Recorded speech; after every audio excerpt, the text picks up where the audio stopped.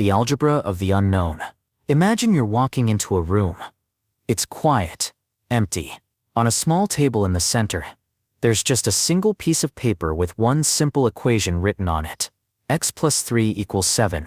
No context, no instructions. Just that. And somehow, you know what to do. You subtract 3 from both sides. You get x equals sine 4. And even though it was simple, there's something kind of magical about it, right? Like you just solved a little riddle that only symbols knew the answer to. But here's the funny thing. You never saw what x was. You never touched it. You never even knew what it looked like. And yet, you found it. That's the strange, quiet beauty of algebra. It's like math decided one day, hey, what if we could solve puzzles with nothing but ideas? But let's take a step back. When you were younger, math probably meant counting apples, stacking blocks, or memorizing times tables.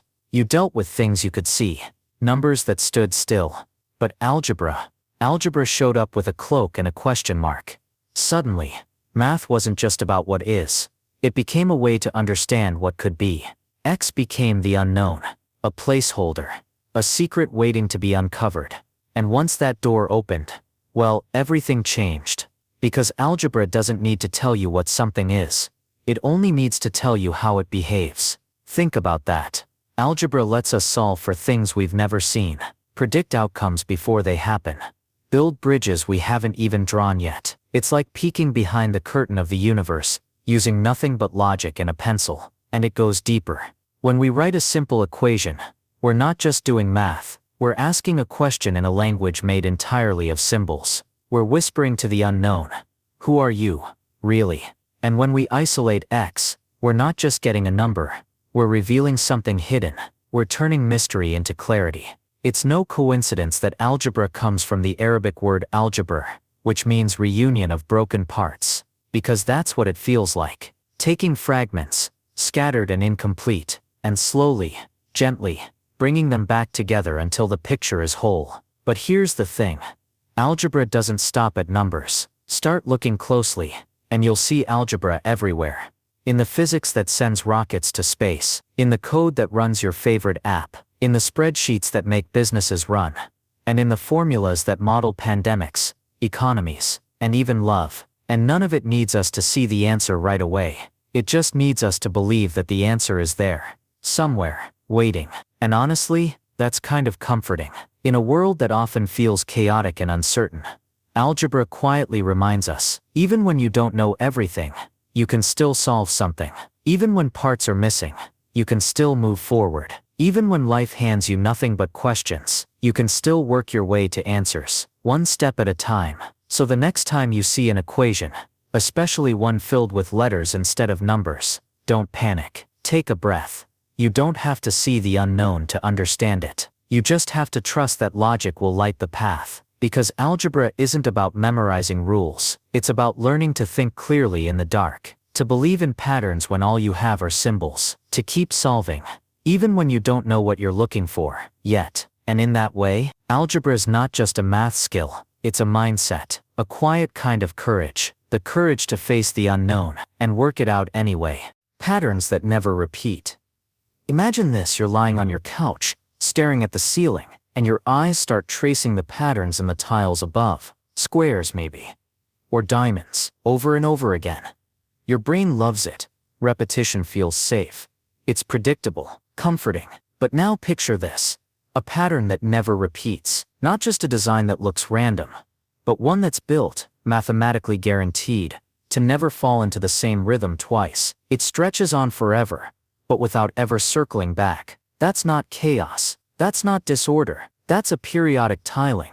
Before we go too deep, let's take a step back. Most of the world around you is tiled with patterns that repeat, like bathroom floors or wallpaper. That repetition makes them easy to design, easy to build, and easy for our brains to process. Tile A leads to tile B leads to tile A again, and again and again. You could keep walking in that world forever, and never be surprised. But in 1974, a mathematician named Roger Penrose introduced something strange. A way to cover a surface using just two simple shapes, and the result, an infinite pattern that never repeats, ever. It wasn't random. It wasn't broken. It wasn't chaos, it was mesmerizing. Almost too perfect to repeat. These shapes, Penrose tiles, can only be arranged in certain ways, and as you lay them out, they follow strict rules. But no matter how far you go, no matter how many tiles you place, you never hit the same configuration twice. Think about that for a moment. A system that's ordered but never cyclical. It doesn't loop, it unfolds, forever new, forever non-repeating. Kind of like a thought you can't quite finish, or a song that never hits the chorus. And the beauty of it? It's not a trick, it's not just art, it's math. At first, Penrose's discovery was just a curiosity, something that lived in notebooks and conference halls. But then, something odd happened. Scientists started noticing patterns in the real world, particularly in certain metallic crystals, that matched the structure of Penrose tiling. They called them quasicrystals, materials that had a strange kind of symmetry, structured, intricate, but just like the tiles, never repeating. This wasn't just theory anymore. It was nature doing Penrose math. And here's where things get quietly wild. If repeating patterns are the way our minds rest, then non-repeating ones are the way they wander. Penrose patterns have a way of pulling you in. They trick your eyes into looking for loops, for rhythm, for cycles, but they never give in. So your brain keeps tracing and drifting. No start, no end, no sameness, just flow. It's not randomness, it's deeper than that. It's complexity wrapped in simplicity, like a secret whispered in the language of tiles. And the more you stare, the more it feels alive, like it's thinking back. So what does this mean for you? Here, now, trying to relax. Well, maybe not everything has to make a neat little loop. Maybe some things are supposed to unfold slowly, with no pattern you can predict, like growth, or change, or sleep. The world doesn't always need symmetry to be beautiful, and your thoughts don't need to repeat to be real. So next time your brain is spinning, looking for the rhythm in your day, or the why behind everything, just think of Penrose, think of patterns that never repeat, and realize, there's peace in the infinite too. How chaos hides in simplicity. You're standing on your front porch one morning, sipping coffee, and you feel a tiny breeze brush against your face. Nothing big, just a whisper of wind. You don't think twice about it. But what if I told you, that same breeze, barely strong enough to move a leaf, might help shape the path of a hurricane 2 weeks from now, halfway across the world? Sounds dramatic, right? But that's the butterfly effect. And no, it's not just poetic science fiction. It's real, and it's one of the strangest, most beautiful ideas in all of mathematics. But before we dive into hurricanes and butterflies, and swirling chaos, let's rewind just a bit. Think about something simple, like tossing a ball. If you know how hard you threw it, at what angle, and from where, you can predict exactly where it'll land. That's linear thinking. Cause and effect, simple inputs, predictable outputs. Now take that idea, and stretch it a little. What if instead of tossing a ball, you're tracking the weather, or trying to model the way love grows, or falls apart, or predicting how traffic will flow through a city? Suddenly, things get weird. Like really weird. Because those are non-linear systems. And non-linear systems have a secret. They're sensitive. Tiny changes so small you'd think they don't matter can lead to massive differences later on. You might adjust the starting point just a hair, and end up in a totally different universe. And this is where chaos comes in. Now let's pause for a second. When you hear the word chaos, you probably think of messiness, randomness, disorder. But chaos theory isn't really about disorder. It's about patterns. Patterns so intricate, so delicate, that they look random, but underneath, they're ruled by deeply mathematical laws, kind of like snowflakes. No two are the same, but every single one is born from the same laws of physics. Let's bring in a real-world example, to make this feel a little more grounded. In the 1960s, a meteorologist named Edward Lorenz was running weather simulations on a computer. He stopped one, then restarted it, only he rounded one of the input numbers just slightly. We're talking a difference so small, it was like typing 0.506 instead of 0.506127. And guess what? The second simulation produced a completely different weather pattern. That's when Lorenz realized, small changes in the starting point could lead to massive changes later on. It was like a butterfly flapping its wings in Brazil, triggering a tornado in Texas. The butterfly effect was born, And ever since, mathematicians have been captivated, because it means something profound. It means that even in systems governed by rules, by logic, by math, predictability can vanish. The rules don't change, but the outcomes, they dance, they ripple, they spiral into strange and unpredictable beauty. Here's the twist. This isn't randomness. It's not just noise. It's deterministic chaos, where everything follows rules, but you still can't predict what happens next. It's like watching someone paint with invisible ink. You know they're making strokes, but you won't see the picture until it's already changed. And here's where things get a little bit magical. You start to notice that chaos doesn't just show up in weather systems. It's in ecosystems, stock markets, the beating of your heart, the rise and fall of civilizations, even your own thoughts. Anything complex and connected is a canvas for chaos, but chaos isn't bad.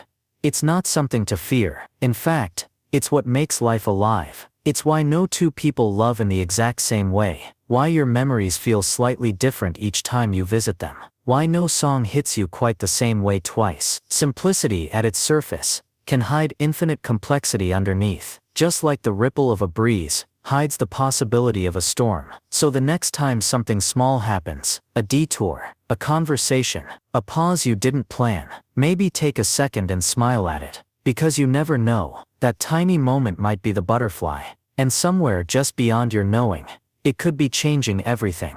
The magic of modular arithmetic. It's late. You're staring at your microwave, waiting for your leftovers to finish spinning around in perfect little circles. The timer says 0:58, then 0:57, and on it goes. And suddenly you wonder, why do clocks reset after 12 hours? Why does the week loop back to Monday after Sunday? Why does everything in time feel kind of like it's circling back around? Well, that quiet loop you've been living in? That's modular arithmetic. A kind of math that doesn't just count forward, but counts in circles. Let's take a step back. Think of a clock, not digital, but an old-school round-faced clock. You know, with the little hands, the ticking sounds, the occasional annoying chime. Now imagine this. It's 9 p.m. You set a reminder for something 5 hours from now. So, what time will it be? Easy. 9 plus 5 equals 14. Except, 14 o'clock isn't a real thing. So your brain does a quiet trick. It loops the number back around the circle. 9 plus 5 equals 2. Congratulations. You just did modular arithmetic, without even realizing it. You didn't go to page 14 of time. You looped back to page 2. Because in mod 12, once you hit 12, you go back to 1. In other words, 14 mod 12 equals sine 2. Now, don't worry. I'm not here to make you do math homework. This isn't a test. It's more like a lullaby, written in the language of numbers that loop. See, modular arithmetic isn't just a math trick. It's a pattern, a rhythm. It's how time flows, how calendars work, how computers keep secrets, and how certain codes become uncrackable. It's the math of when things start over. Think of it like a carousel. You hop on horse number 3. The ride goes in circles. Each time you go around, you pass horses, 4, 5, 6, but eventually, you're back at 3. That's mod. It's why 17 mod 7 equals sine 3, because if the world only has 7 spaces, 17 takes you 2 full loops, and then lands on 3. And here's the weird magical part. In modular math, you can be both far away and close at the same time. Like the numbers 3 and 10, in normal math, they're 7 apart. But in mod 7, they're the same, because both 3 and 10 leave the same remainder. When divided by 7, you can almost hear math whispering, what matters isn't how far you go, it's where you land. That's a pretty calming thought, isn't it? It shows up in music too. Ever notice how the same notes repeat, over and over in different octaves? A C note is a C note, even if it's lower or higher, because sound, like time, lives in cycles. And in cryptography, the kind of math that keeps your phone messages safe, modular arithmetic, is everything. It's how huge numbers loop in predictable ways. It's how randomness finds structure. It's how secrets stay hidden in plain sight. So yeah, clocks aren't just clocks, they're cyclical number machines, reminding us every day that not all things move in a straight line. Sometimes, they loop, and in that loop, there's meaning. You can try counting forever in mod math, and still, you'll always come back home. It's kind of comforting, isn't it? Knowing that after enough steps, No matter how far you wander, you'll eventually circle back. So the next time you check the time, or flip the calendar, or hum your favorite melody, without knowing why it feels right, just remember, you're living in a modular world, a world of soft loops, of repeating rhythms, of quiet, predictable magic. And honestly, that's kind of beautiful. Mathematics with no numbers. You're at a dinner party and someone casually asks, "What is math really?" Most people would probably start with numbers, equations, maybe some fuzzy memories of high school algebra or that one college class you tried not to sleep through. But what if I told you that some of the deepest, most elegant math out there doesn't deal with numbers at all? No counting, no adding, no equations to solve. Just pure relationships, abstract shapes, arrows connecting one mysterious thing to another. Sounds strange, right? Let's take a step back. Think about how we normally use math. You've got 2 apples, you buy 3 more, now you've got 5. That's arithmetic. Clean, clear, satisfying. But mathematicians are curious creatures. After a while, adding apples gets a little boring. They want to know what's really happening underneath. What if we stopped caring about the apples and started caring about the structure of how things connect? That's where category theory comes in. It's like zooming way out, so far that you don't see the math problems anymore, just the relationships between the pieces. Kind of like looking at a subway map without knowing what city it's in. You don't see the trains, the people, or the tickets. You just see the lines, the arrows, the connections, and somehow, those connections tell you everything. Category theory does this with math. Instead of focusing on numbers or equations, it asks, what are the objects, and how do they relate? In fact, categories are built on just 2 things: objects and morphisms. Think of objects as points, and morphisms as arrows. That's it. An arrow might represent a function, or a transformation, or a process. You don't even need to know what the objects are. All you need to know is how they connect. Weirdly enough, this ends up being incredibly powerful. Imagine a universe made entirely of verbs, of movement, of change. Not what something is, but how it acts, how it maps to something else. It's math, as relationships. No numbers, just structure. And the craziest part, once you understand the shape of a relationship, you can apply it anywhere. In algebra, in logic, in computer science, in physics, even in linguistics. It's like discovering that behind all your favorite movies, there's the same plot structure, different characters, different settings, same story bones. That's what category theory does for math. It reveals the skeleton. And here's the really mind-bending part. 2 completely different areas of math, say one about geometry and another about logic, might turn out to be the same once you look at them through the lens of categories. Because underneath the surface, their relationships match. Like 2 songs with different melodies, but the same harmony. This idea is called a functor, which is just a fancy name for a mapping between categories. A way to take one whole world of relationships and translate it into another. It's like learning that your favorite puzzle has a twin in another language. You don't need to know the pieces, you just need to see how they fit together. And the more you study these relationships, the more you realize this is what math really is. Not numbers, not symbols, but patterns, shapes, connections. Category theory is the mathematics of how things connect, without needing to know what the things actually are. It's pure structure, it's the poetry of abstraction. And yes, it's deeply weird, but also strangely peaceful, because once you let go of the need to count or calculate, what's left is something gentle, almost philosophical, a quiet conversation between ideas. So the next time someone says they're bad at math because they don't like numbers, you can tell them that's okay. There's a whole branch of math where numbers don't matter at all, just relationships, just connections, just the quiet beauty of everything fitting just right. And somehow, in the soft silence of those arrows and objects, we start to see something deeper, not just math, but the patterns of thought itself. Graphs that feel like cities. Imagine walking through a city you've never been to before. The streets wind quietly under amber streetlights. Storefronts are closed, and there's this hush in the air, like the whole place is sleeping, but still very much alive. You don't know where you're going, exactly, but you follow your instincts. Turn left here, cross that bridge, head toward that glowing sign in the distance. Now pause. Zoom out. What you've just done, what anyone does in a city, is navigate a network, a map of nodes and connections, a living, breathing graph. And no, not the bar graph from math class. We're talking about the kind of graph that feels like a city. But let's slow down for a second. What is a graph in math, really? It's not scary, promise. A graph is just a set of dots called nodes, connected by lines, called edges. That's it. A subway map? Graph. Your group chat? Graph. Even your brain? Definitely a graph. And cities? Cities are one giant tangled humming graph of connection. Every street is a line. Every intersection a node. And every decision you make, turn left, keep going, take a detour, is a little journey through this network. But here's the cool part. This way of thinking doesn't stop at cities, because once you start seeing the world as a graph, everything changes. Friend groups become clusters. Airports become hubs. The internet becomes a galaxy. And you're a node too, connected in more ways than you know. Let's go a little deeper.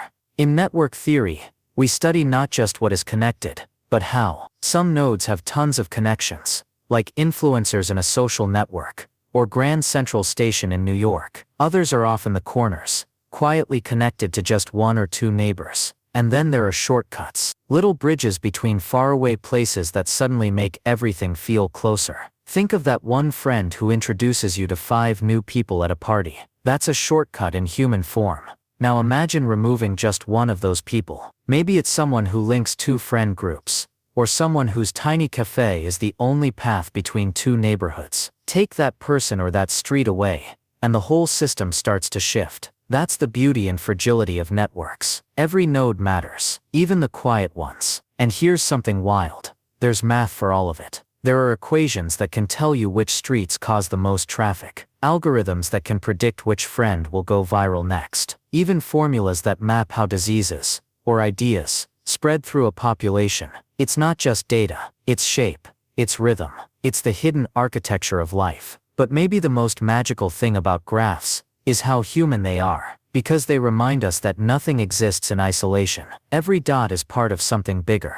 Every line tells a story, and every connection, no matter how small, helps build the shape of the world. So the next time you walk through a city, or open your phone, or think about someone you haven't seen in a while, just know, you're moving through a graph. You're part of a living, breathing pattern of connection. And in that quiet web of lines and links, you matter more than you think. The whispering dimensions of string theory.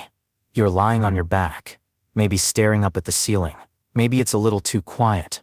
Or maybe there's just the soft hum of your fan spinning in slow circles. You start thinking about space, not outer space, necessarily. Just space, the kind you live in. The kind you move through without even noticing. Forward and back. Side to side, up and down. 3 simple directions. That's all the universe needs, right? But then you remember something you read once. Maybe in a science article. Maybe in a random YouTube comment. That felt smarter than it should have been. It said something like there are more dimensions than the ones we can see. And suddenly, your ceiling feels less solid. The air gets just a little thinner. Like maybe there's something else, just out of reach. Let's take a step back. In school, you probably learned about points, lines, planes, geometry stuff. Things that felt clean and precise.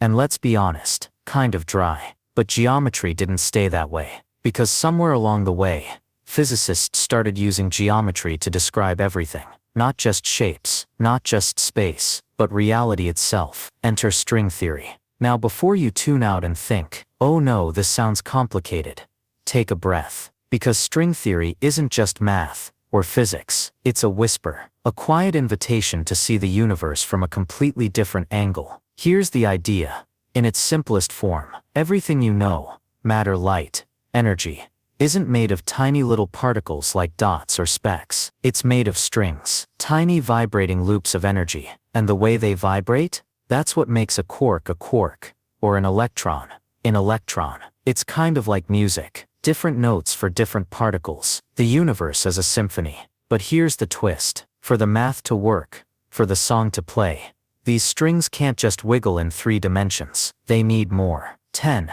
Maybe 11 dimensions. Dimensions you can't see, can't touch, but they might still be there, all around you. Folded, curled, hidden. tucked away in tiny invisible spaces, like an extra page glued inside the spine of a book. And here's the really trippy part. These hidden dimensions, they don't just sit there, they shape everything. The way gravity moves, the way particles behave, even the reason the universe expanded the way it did after the Big Bang. In string theory, geometry becomes physics. The shape of those invisible dimensions decides how reality unfolds. It's like, imagine if the way you dream at night depended on how your bedsheets were folded. Not just whether you're comfortable, but the actual content of the dream. What you see, what you feel. That's the scale we're talking about. Now no one's ever seen these dimensions. At least, not directly. We can't build a microscope small enough. We can't travel far enough. But the math keeps whispering that they're there. And if they are, then what we see,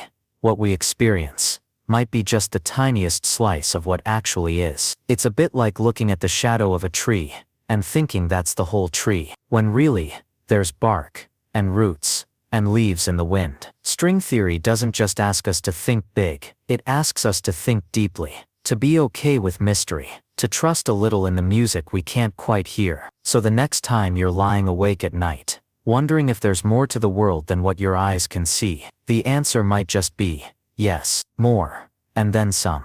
Dimensions curled inside dimensions, strings humming softly in the dark, a quiet mathematical lullaby, shaping reality from behind the curtain. Why every number has a story. Imagine this: you're lying in bed, lights off, maybe a soft breeze slipping through the window. Your mind starts to drift, and for some reason you're thinking about numbers. Not big scary ones, not the kind you saw on math tests in school. Just numbers, quiet, simple, peaceful. Now, here's something a little strange. What if I told you that numbers have personalities, like actual stories, flaws, quirks, even secrets? Take the number 6 for example. Seems boring, right? But 6 is what mathematicians call a perfect number. Not because it's polite or knows how to make small talk at parties. It's perfect because it's equal to the sum of its proper divisors. In plain terms, 1 plus 2 plus 3 equals 6. That's like someone giving you back exactly what you gave them. Down to the last crumb. No more, no less. Balanced. Complete. It's like the number version of perfect symmetry. Now, jump a little further. Meet 28. Also perfect. 1 plus 2 plus 4 plus 7 plus 14 equals 28. It just fits, like puzzle pieces falling into place. But then you have numbers that are a little more self-absorbed, like 153. At first glance, 153 doesn't look like anything special. But if you take each digit, raise it to the power of 3, and add them together, 1 plus 5 plus 3, you get 153. It reflects itself, almost like a mirror. These are called narcissistic numbers. And yeah, that's really the name. It's like the number is staring at its own reflection and going, wow, look at me. I am the sum of my own parts. Kind of poetic when you think about it. Then there are numbers that flirt with being special, but just miss it. 10 for instance. People love 10. It's the base of our counting system. But mathematically, not perfect, not narcissistic, just common. Still, there's something cozy about it. Reliable, familiar, like your favorite mug. And don't get me started on 0. That one deserves an entire therapy session. Wasn't even considered a number for centuries. Ignored, feared. And now, it's the foundation of everything digital. The quiet backbone of binary code. The stillness in the space between ones. Some numbers are prime. They stand alone, untouchable. They don't play well with others. At least not when it comes to division. They're like lone wolves in the number line. Mysterious and elegant. You can't build them from smaller parts, but they build the world. And then there are amicable numbers, like 220 and 284. They sound like an old couple, right? And honestly, they kind of are. Because the sum of the divisors of 220 equals 284, and the sum of the divisors of 284 equals 220. It's math's version of a perfect friendship. A quiet, unspoken kind of love. And that's the thing. Every number you've ever seen on a receipt, on a clock, in a dream, has a story. Some are loud, some are shy, some are full of patterns, others hide in randomness. But all of them mean something. You don't have to memorize their definitions or prove their properties. You just have to listen. Because when you do, numbers stop being cold and mechanical. They start to feel alive. mysterious, even beautiful. And maybe that's the real magic here. Not in the equations or the graphs, but in the way something as simple as a number can remind you that the universe is full of quiet wonders, just waiting to be noticed. So next time you glance at the clock and see 3:33, or pause on page 128, or wonder why you always pick lucky number 7, just remember that number has a story, and maybe, just maybe, it's whispering it to you right now. The language without words. You know that feeling when words just don't cut it? You're trying to explain a thought, something delicate, exact, maybe even a little sacred, and every sentence feels too soft, too fuzzy, too human. So instead, you reach for something cleaner, not a paragraph, not a poem, just a symbol, a shape, a truth that doesn't wobble under pressure. Welcome to mathematical logic, a language that doesn't need words to be beautiful, or precise, or deeply, quietly true. Before we go deeper, take a breath, let your thoughts slow down. Forget the formulas, the chalkboards, the pop quizzes. This isn't that kind of math. This is the kind of math that sits at the heart of how we know anything at all. The kind that says, if this, then that. A kind of reasoning that isn't about numbers, it's about clarity, about building castles of thought, where every brick holds, because every rule makes sense. Think about this. You've probably heard something like, all cats are mammals. Whiskers is a cat, therefore, Whiskers is a mammal. Simple, right? But buried in that simplicity is a quiet magic. You didn't need to see Whiskers. You didn't need to feel it. The truth was already locked into the structure, unshakable, timeless, almost poetic. And that's what logic is. It's the art of thinking without noise, without emotion clouding the signal, without the mess of maybes and probablys, and well, it depends. It's a way of saying, if these things are true, then this must be true too, not because you believe it, not because you want it, but because reality simply has no choice. Of course, logic isn't perfect. It doesn't give you truth out of nowhere. It just shows you what must follow, once you've accepted the rules you're playing with. And that's where the poetry comes in. See, in everyday life, we swim in uncertainty. We guess, we hope, we interpret, but logic whispers a different kind of comfort. It says, if your assumptions are sound, then your conclusion is safe, always. It's the universe offering you a tiny promise that reason can lead you somewhere solid. And here's the wild part. We've built entire universes on that idea. Computer programs, cryptographic secrets, even the logic behind your morning alarm. All of it comes from a quiet agreement between if and then, from little arrows that say, go this way. And yet it all starts with symbols, a few squiggles, some brackets, maybe a funny-looking sideways T that means therefore. But don't let the symbols fool you. What they're really doing is singing in a language where every note is exact, every verse is provable, and no meaning is ever lost in translation. Because in this language, there's no no kind of, no what I meant was. There is only what follows, and what doesn't. So the next time the world feels chaotic, when opinions clash, when emotions flare, when even your own thoughts feel a little tangled, remember this quiet corner of math, where truth doesn't shout, it just is. And maybe that's the real poetry of logic, not in how loud it argues, but in how calmly it speaks, like a lighthouse, steady, simple, certain. And in a world full of noise, maybe that's the most beautiful language of all, the logic that forgot itself. You're sitting with a good book, or maybe a cup of tea, when someone walks into the room and says, I'm lying to you right now. You pause, you blink, and then your brain begins to gently swirl. Wait, if they're lying, then what they said is false. But if what they said is false, then they're not lying, which means what they said is true. But then wait, no, see, you're in it now. That's the strange little whirlpool of self-reference. The loop that logic falls into when it tries to explain itself, using itself.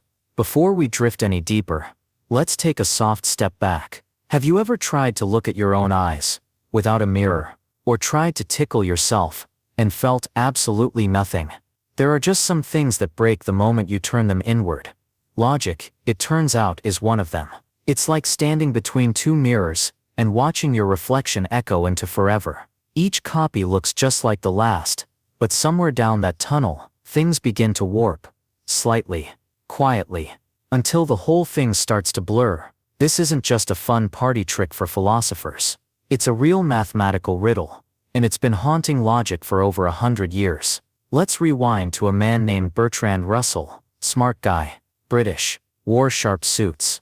And one day while thinking about sets, the simple building blocks of math, he stumbled into something that didn't quite behave. He imagined a barber. This barber shaves everyone in town who doesn't shave themselves. Sounds neat, efficient, logical. But then he asked, does the barber shave himself? If he does, then by definition he shouldn't. If he doesn't, then he should. Boom. A quiet explosion in the basement of mathematics. This was more than just a riddle. This was a crack in the very foundation of logic. Because Russell realized that when systems describe themselves, weird things happen. Now, most of us can just shrug and move on, but mathematicians, they started losing sleep.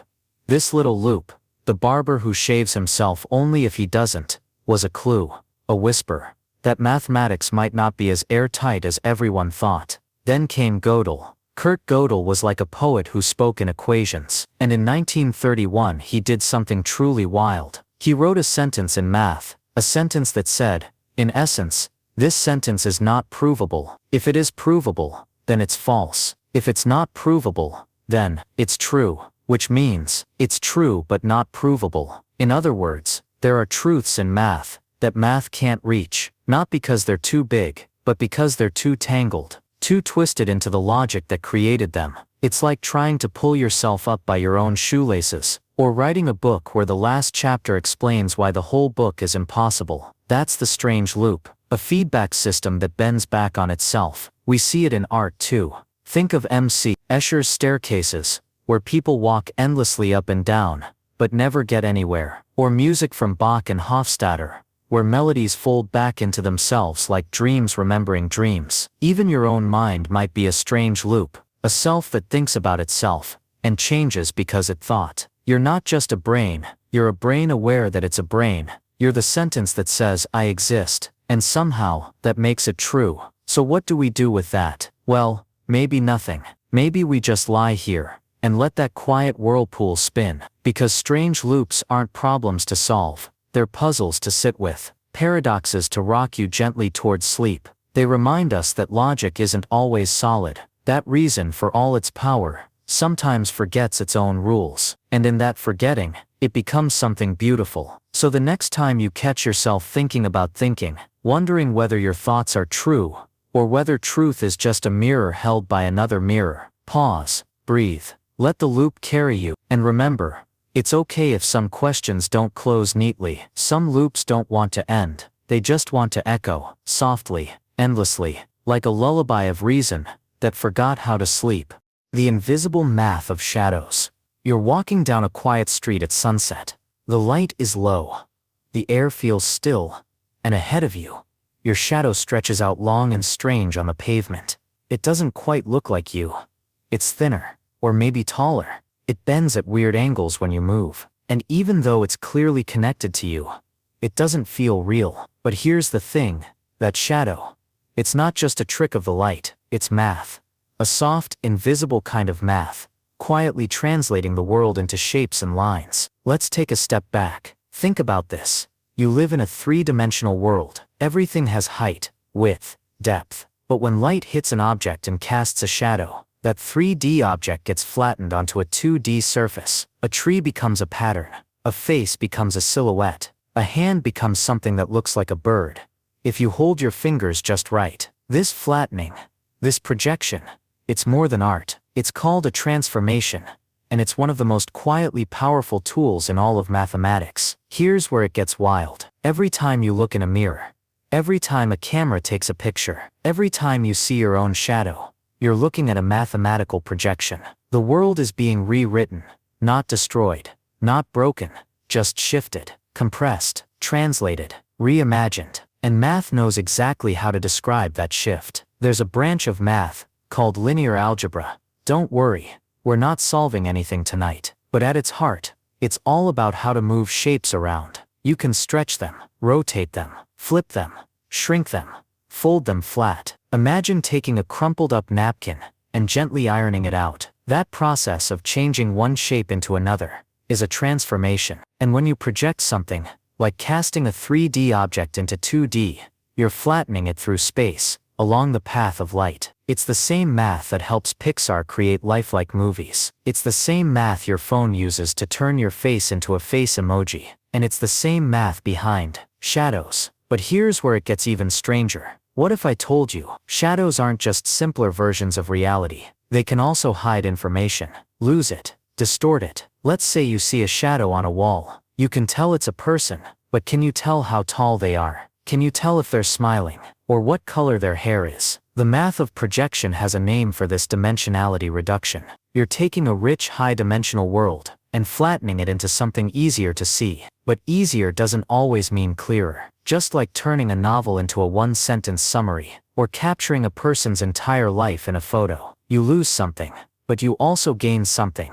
You see the world in a new way, simplified, stylized, sometimes even more beautiful. And that's the trade-off. In mathematics, projections are everywhere. In art, in physics, in machine learning, in how we see the world, and how we understand it. Every time we make a map, we flatten Earth onto paper. Every time we take a photo, we flatten life into an image. Every time we tell a story, we flatten memories into words. We think of shadows as less than the thing that cast them.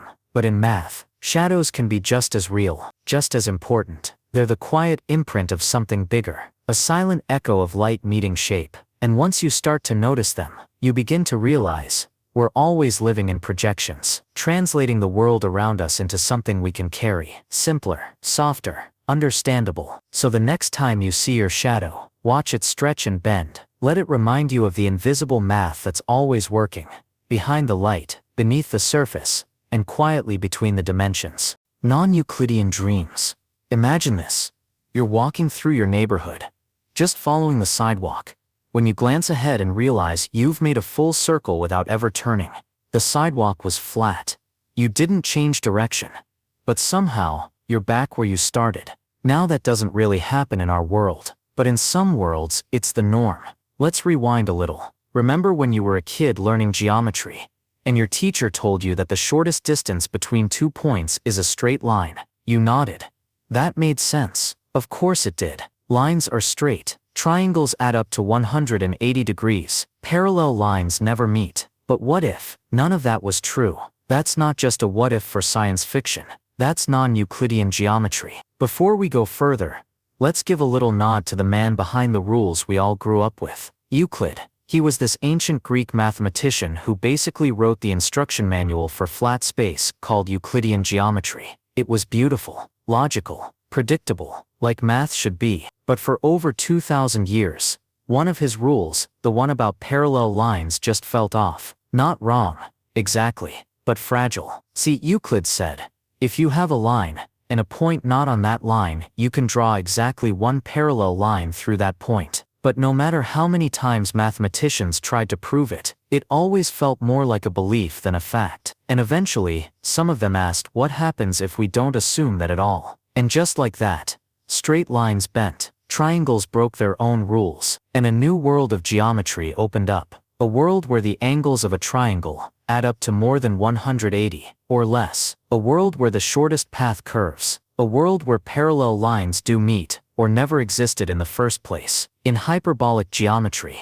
space expands like a saddle. In elliptic geometry, it curves like the surface of a sphere. And in both, reality behaves in ways that would make your high school geometry teacher drop their protractor in disbelief. Here's the wild part. These aren't just clever thought experiments. Non-Euclidean geometry isn't math's version of a fantasy novel. It's how the universe actually works. In the early 1900s, a guy named Albert Einstein was working on a little idea called general relativity. And guess what? Flat space didn't cut it. Gravity, it turns out, isn't really a force. It's geometry. Mass bends space, and in a bent space, there are no straight lines. Light curves, time slows, and suddenly, Euclid's tidy little world looks a lot more like a beginner's sketch. It's kind of humbling, isn't it? We spend so much of our lives assuming the world follows straight paths. That logic is linear. That space is flat. That progress, love, time,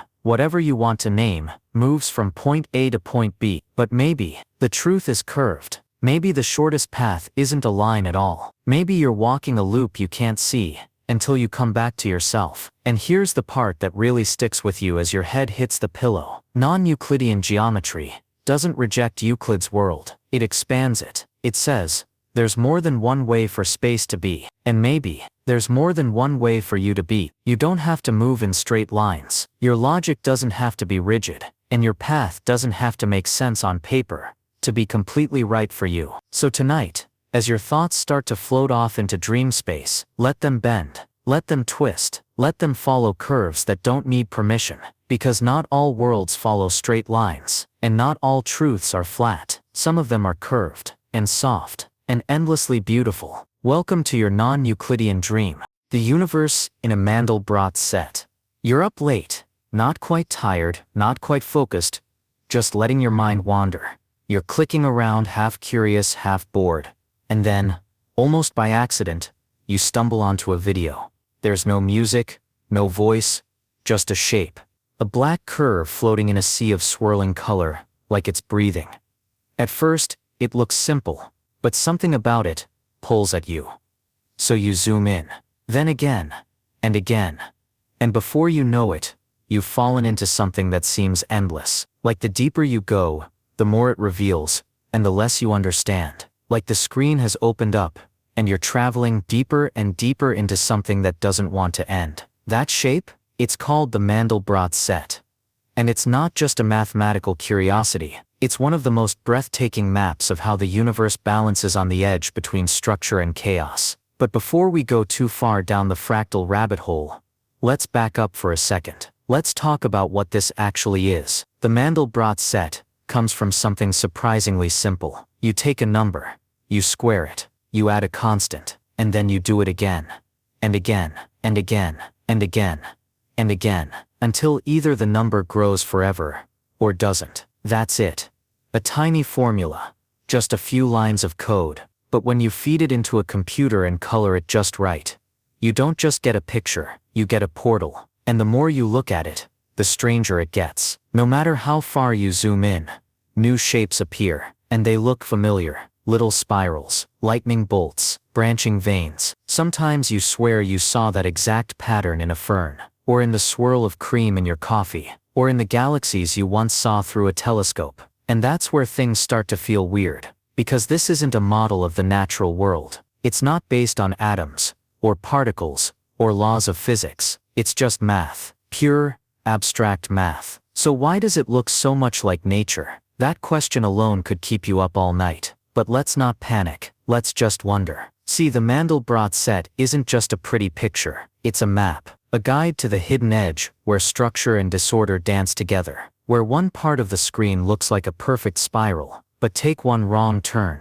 and suddenly you're in chaos, sharp angles, explosions of noise. But even in the chaos, there's a kind of rhythm. It's like the universe is whispering, I know things look wild, but trust me, there's a pattern here. And the most mind-bending part, you never run out of detail. You can zoom in forever, literally forever, and still find new forms. Tiny Mandelbrot sets hiding inside bigger ones. Infinite echoes of the same idea, over and over again. It's like the universe wrote a single sentence, and then hid it inside itself, an infinite number of times. Which makes you wonder, if something this beautiful can come out of such a simple rule, what else might be hiding in the math we haven't looked at yet? What other shapes are out there, just waiting to be discovered? What other rules could lead to whole new worlds? And maybe, just maybe, that's the point. The Mandelbrot set doesn't give you answers, it gives you questions, and wonder, and a reason to keep looking deeper, even if you never reach the bottom.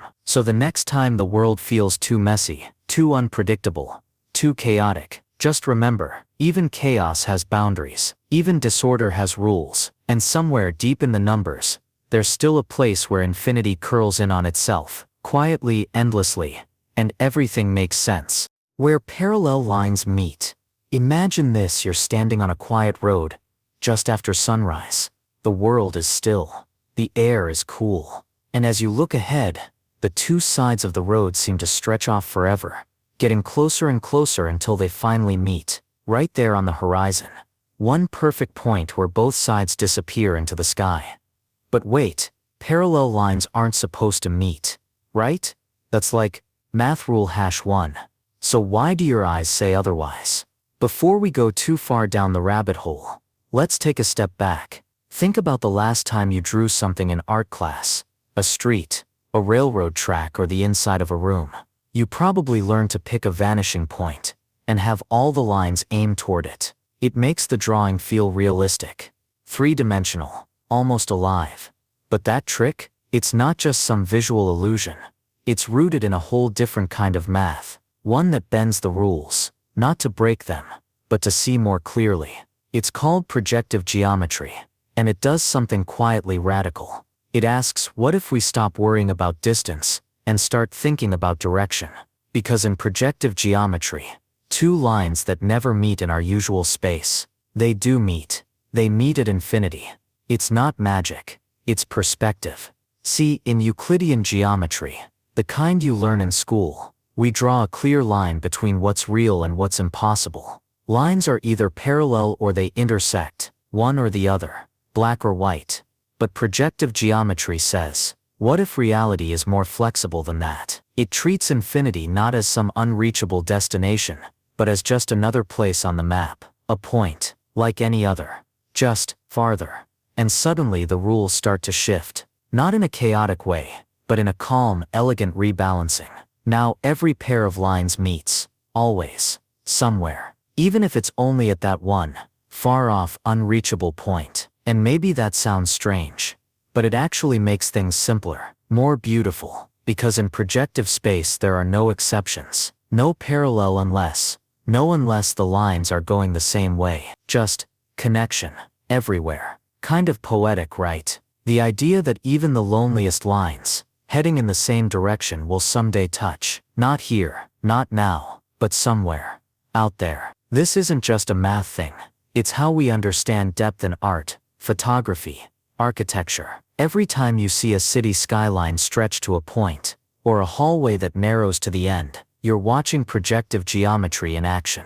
You're seeing the world not just as it is, but as it feels.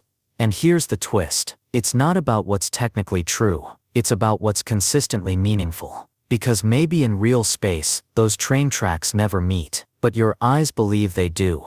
Your brain wants them to. And projective geometry says, that's okay. Let's build a system where what you see and what you know don't have to fight each other. Where reality bends, not to deceive, but to include. So what is a vanishing point? It's not a trick, not a glitch, not a mistake. It's a place your mind goes when it tries to hold infinity in focus. A promise that even the most distant, unreachable things still belong in the picture, still connect, still matter. Projective geometry doesn't say everything must fit inside this box. It says, let's build a bigger canvas. And maybe that's something we need outside of math too, because sometimes the people we disagree with, the ideas that seem completely off course, maybe they're not running away from us. Maybe they're just heading toward a vanishing point we can't quite see yet. So next time you find yourself on a long road, watching the lines blur into the sky, don't dismiss it as an optical illusion. See it as an invitation to step into a geometry where nothing is truly separate, where all directions lead somewhere, even if that somewhere feels impossibly far away. Because in projective space, even parallel lines find a way to meet, and maybe, just maybe, so can we. Mathematics of the impossible staircase. Imagine this. You're walking up a staircase. You turn a corner, take a few more steps, then another turn, then more steps, around and around. And then, you end up right back where you started, at the same elevation, still going up. Your brain tries to process it. Wait, didn't I just go up? How am I not higher? But everything looks fine. The stairs are still rising. The corners still connect. Each step makes sense, until the whole thing doesn't. That's the impossible staircase, or as it's sometimes called, the Penrose stairs. A visual loop created by mathematician Lionel Penrose and his son Roger, and made famous in M.C. Escher's artwork. It's the staircase that climbs forever in a circle, but of course, it doesn't really exist. It can't exist, not in 3 dimensions, not in physical space. Still, your eyes swear it's there. And that's where the magic begins. Before we dive too deep, let's take a step back. Think about how your brain understands the world. Straight lines, right angles, gravity pulling down, steps going up. It uses patterns, rules, to make sense of what you see. But what happens when someone shows you something that looks like it follows the rules, but secretly doesn't? That's what the impossible staircase does. Each little piece of it makes perfect sense. The rise of one stair connects to the tread of the next. The angles all feel right. Nothing jumps out as wrong. But loop it all together, and you get an illusion that defies logic. So what does this have to do with mathematics? Everything. Because math isn't just about numbers. It's about structure, consistency, the invisible logic that connects one idea to the next. And illusions like this, they show us where that logic breaks. Let's slow down for a moment. When you see an Escher drawing of the staircase, your brain is trying to interpret a 2D image as a 3D object. It's doing what it always does, making sense of shadows, lines, and perspective. But the image is lying to you, not out of malice, just with a wink. It's built on a trick called non-Euclidean geometry, a kind of mathematical world where the usual rules of flat space don't apply. In Euclidean geometry, parallel lines never meet. Angles of a triangle always add up to 180 degrees, and stairs that go up should never take you in a loop. But in Escher's world, up leads to back where you started. The trick lies in what's not shown, in the breaks, in the corners that seem smooth, but would need to warp space to actually exist. In other words, it only works because it's a lie told perfectly. And here's where things get really weird. Mathematics can describe this. There are entire fields, like topology, projective geometry, even graph theory, that study spaces where things like this can happen. Not in the physical world, maybe, but in the world of ideas. And those ideas, they're real in their own way. They guide computer vision. They shape how we render video games. They influence how AI interprets depth. They even help architects think in strange new forms. But most of all, they remind us what we see isn't always what's real. Sometimes the brain fills in the gaps too confidently. Sometimes, math lets us build something that shouldn't exist, just to prove that it can't. So what's the point of an impossible staircase? Well, maybe it's a reminder that not everything that looks true is true, that not all progress is upward, that logic, when twisted just right, can loop back on itself in beautiful, dizzying ways. And maybe that's okay, because even when we know it's impossible, we still want to climb. The function that draws itself. Picture this. You're sitting with a pencil and a blank sheet of paper. You decide to draw a curve. Nothing too complicated. Just something smooth, maybe a little wavy, like the path of a sleepy breeze. Now imagine that instead of you drawing the curve is drawing itself. Weird, right? But that's exactly the kind of thing math sometimes asks us to believe. A function that draws itself. It sounds like something out of a surreal dream, or maybe a scene from a sci-fi movie, where equations come alive. But this idea? It's very real, very mathematical, and very, very trippy. Let's take a step back. What is a function really? You probably learned somewhere along the way that a function is like a machine. You give it a number, say 3, and it gives you something back, maybe 9, or 27, or a gently polite no thank you. But here's where it gets weird. Some functions can be defined in terms of themselves.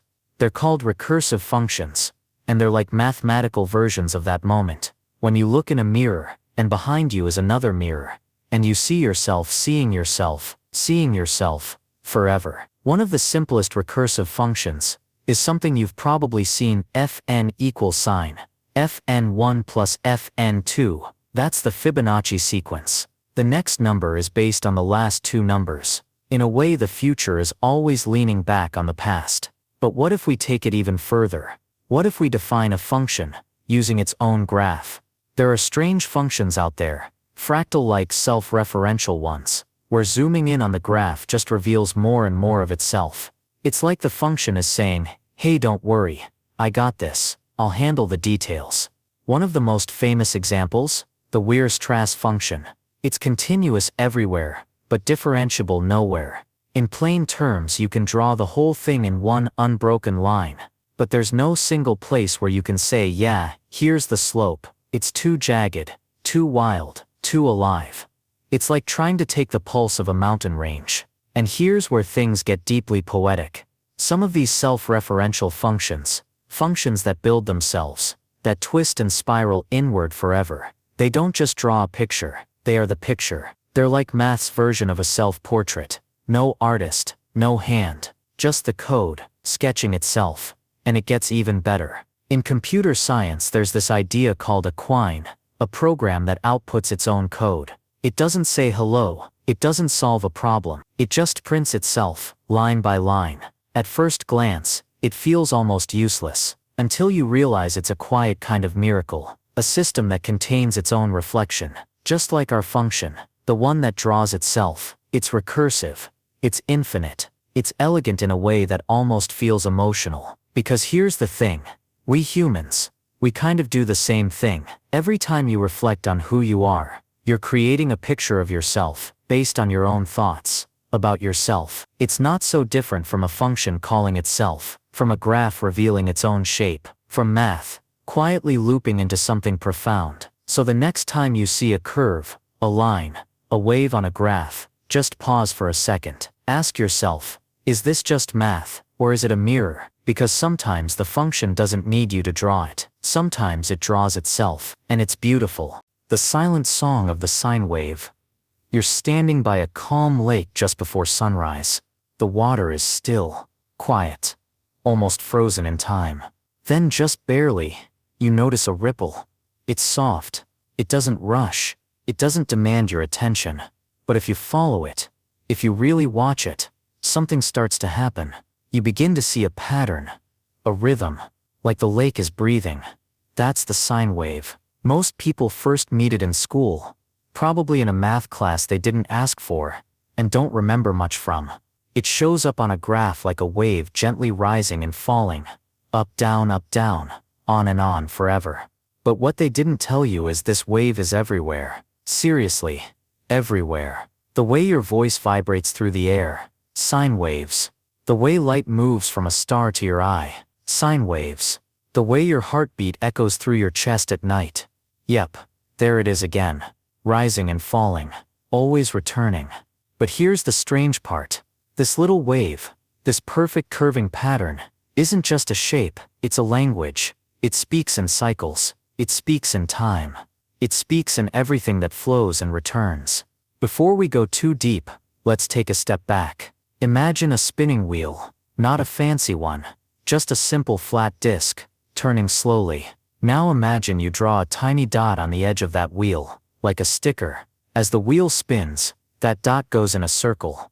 But what if, instead of looking at the whole wheel, you just watch that dot from the side? You'd see it rise, pause, then fall, then rise again. A soft, smooth rhythm. That's a sine wave, born from a circle. It's the shadow of a wheel that never stops turning. Kind of beautiful, right? It turns out, the sine wave is a shape made of balance. It's not sharp, it's not sudden, it's not chaotic, it just flows, like breath. And no matter where you are on it, up or down, you always know what's coming next. And that predictability, that softness, it's powerful. In physics it describes the way sound travels, the way heat moves, the way light flickers. In engineering, it helps us send data through cables and wires and Wi-Fi. In music, it creates tones so pure they almost sound like silence. And yet, for something so essential, the sine wave is easy to ignore. It doesn't shout, it doesn't crash, it doesn't call attention to itself. But that's kind of the point. Some things in life don't need to be loud to matter. Some truths arrive slowly, gently, like the tide, or your own breath, like the sine wave. And here's where it gets even weirder mathematically. It never ends. There's no start, no finish, just this endlessly smooth motion that stretches to infinity in both directions. Think about that for a second. Right now, you're somewhere on that curve. Maybe you're at a peak feeling energized, alive, awake, or maybe you're down low, tired, quiet, fading into sleep. Either way, the wave continues. And no matter where you are, it'll come back around. Because every high gives way to calm, and every low leads back to light. That's the gift of the sine wave. It reminds us that even when we feel stuck or still, we're actually part of a rhythm so vast we can't even see the edges. It reminds us that softness is strength, That repetition is not monotony, it's music. And that sometimes, the most powerful forces in the universe are the ones that move so gently, we only notice them when we slow down. So the next time you hear a hum, or a beat, or a whisper in the breeze, you might just be hearing the silent song of the sine wave, still playing in the background, still rising, still falling, and still waiting for you to listen. The shape of thought. Imagine this. You're staring out the window watching raindrops trace lazy paths down the glass, when suddenly, a thought drifts in, seemingly out of nowhere.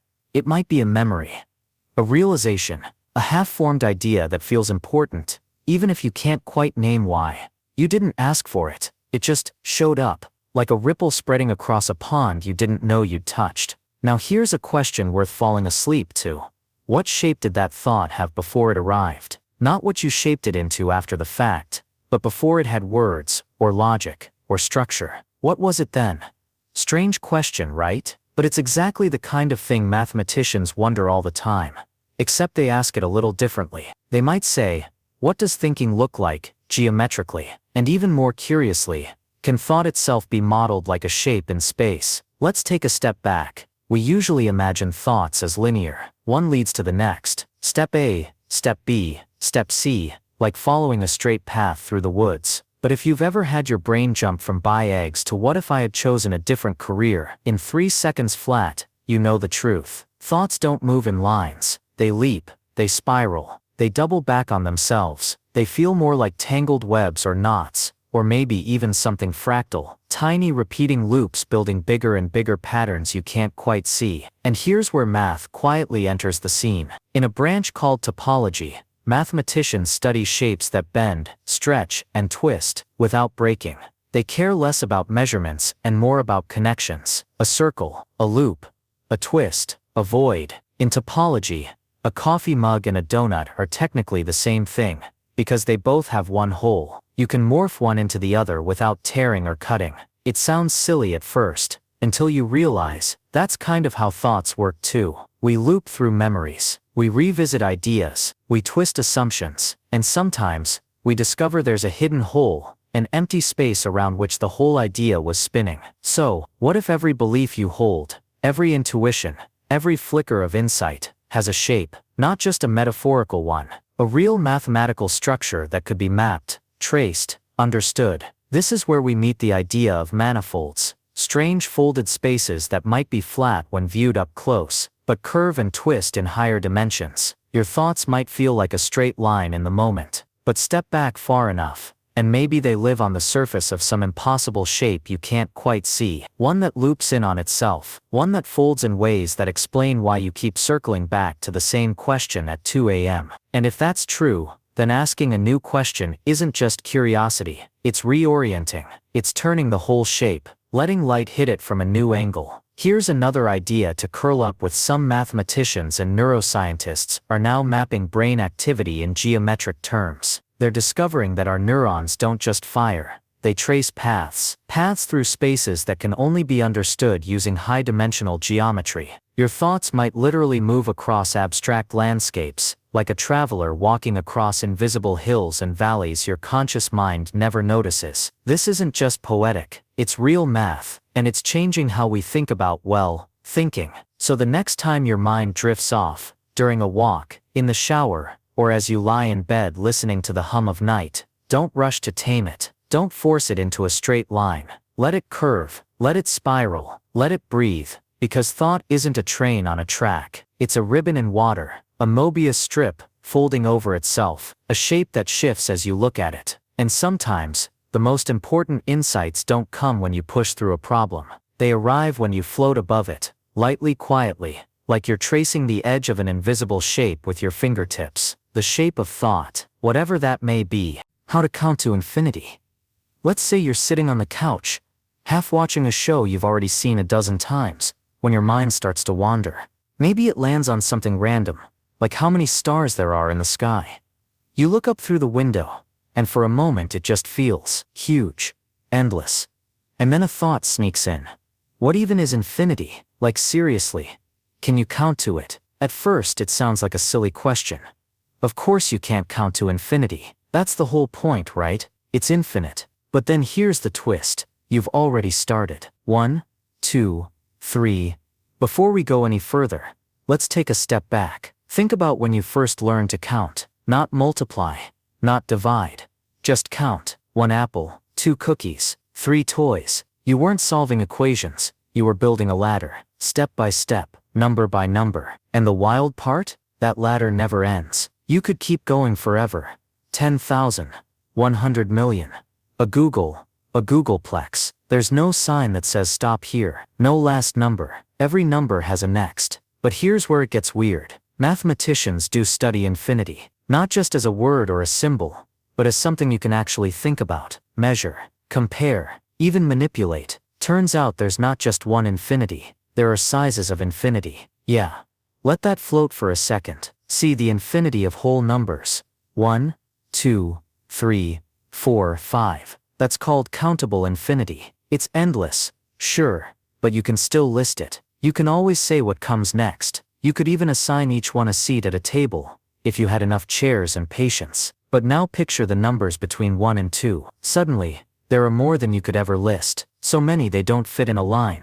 They blur into a cloud. That's called uncountable infinity. And yes, it's bigger than the first one, in a real mathematical way. So we go back to our ladder. The one you started climbing when you learned to count. That's not the only ladder. There are staircases branching off sideways, ones made of decimals, and fractions, and irrational numbers that go on forever without repeating. Some you can climb, some you just float through. But infinity isn't about finishing the climb.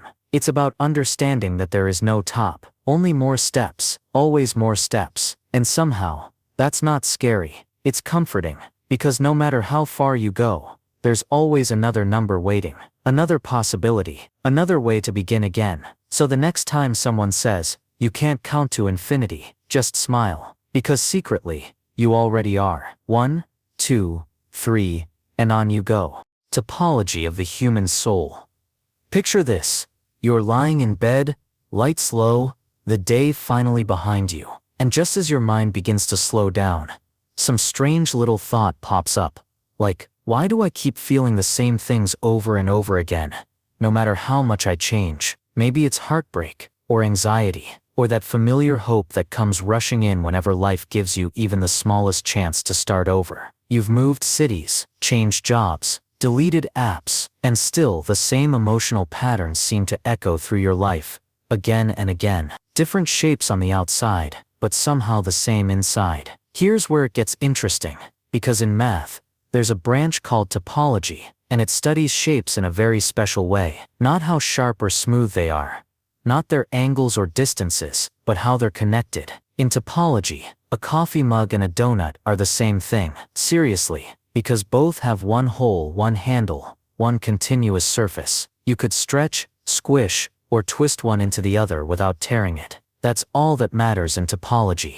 The deep hidden structure beneath the surface. And if that isn't the perfect metaphor for a soul, I don't know what is. Think about it. You can change how your life looks. The job, the friends, the furniture. But if the inner structure stays the same, you'll keep circling back to the same emotional loops. Same hole, same handle, same shape. Now in topology, there's a concept called a homomorphism. It's just a fancy word for a transformation that keeps the essence intact. You can mold a sphere into an egg or a balloon, and it's still a sphere, topologically speaking. The soul might be like that too. It stretches, it grows, but it keeps its underlying shape. And maybe that shape is formed not by what you have, but by what you hold on to. Old fears, deep beliefs, wounds that folded you in certain ways when you were young. Maybe your soul has tunnels, or hidden cavities. Maybe it loops back into itself in ways even you haven't noticed yet. Maybe that's why certain patterns keep repeating. Not because you're broken, but because the structure hasn't been rewired. And here's the real kicker. In topology, two things can look nothing alike, and still be the same underneath. Just like people. The one who never cries, the one who cries too easily.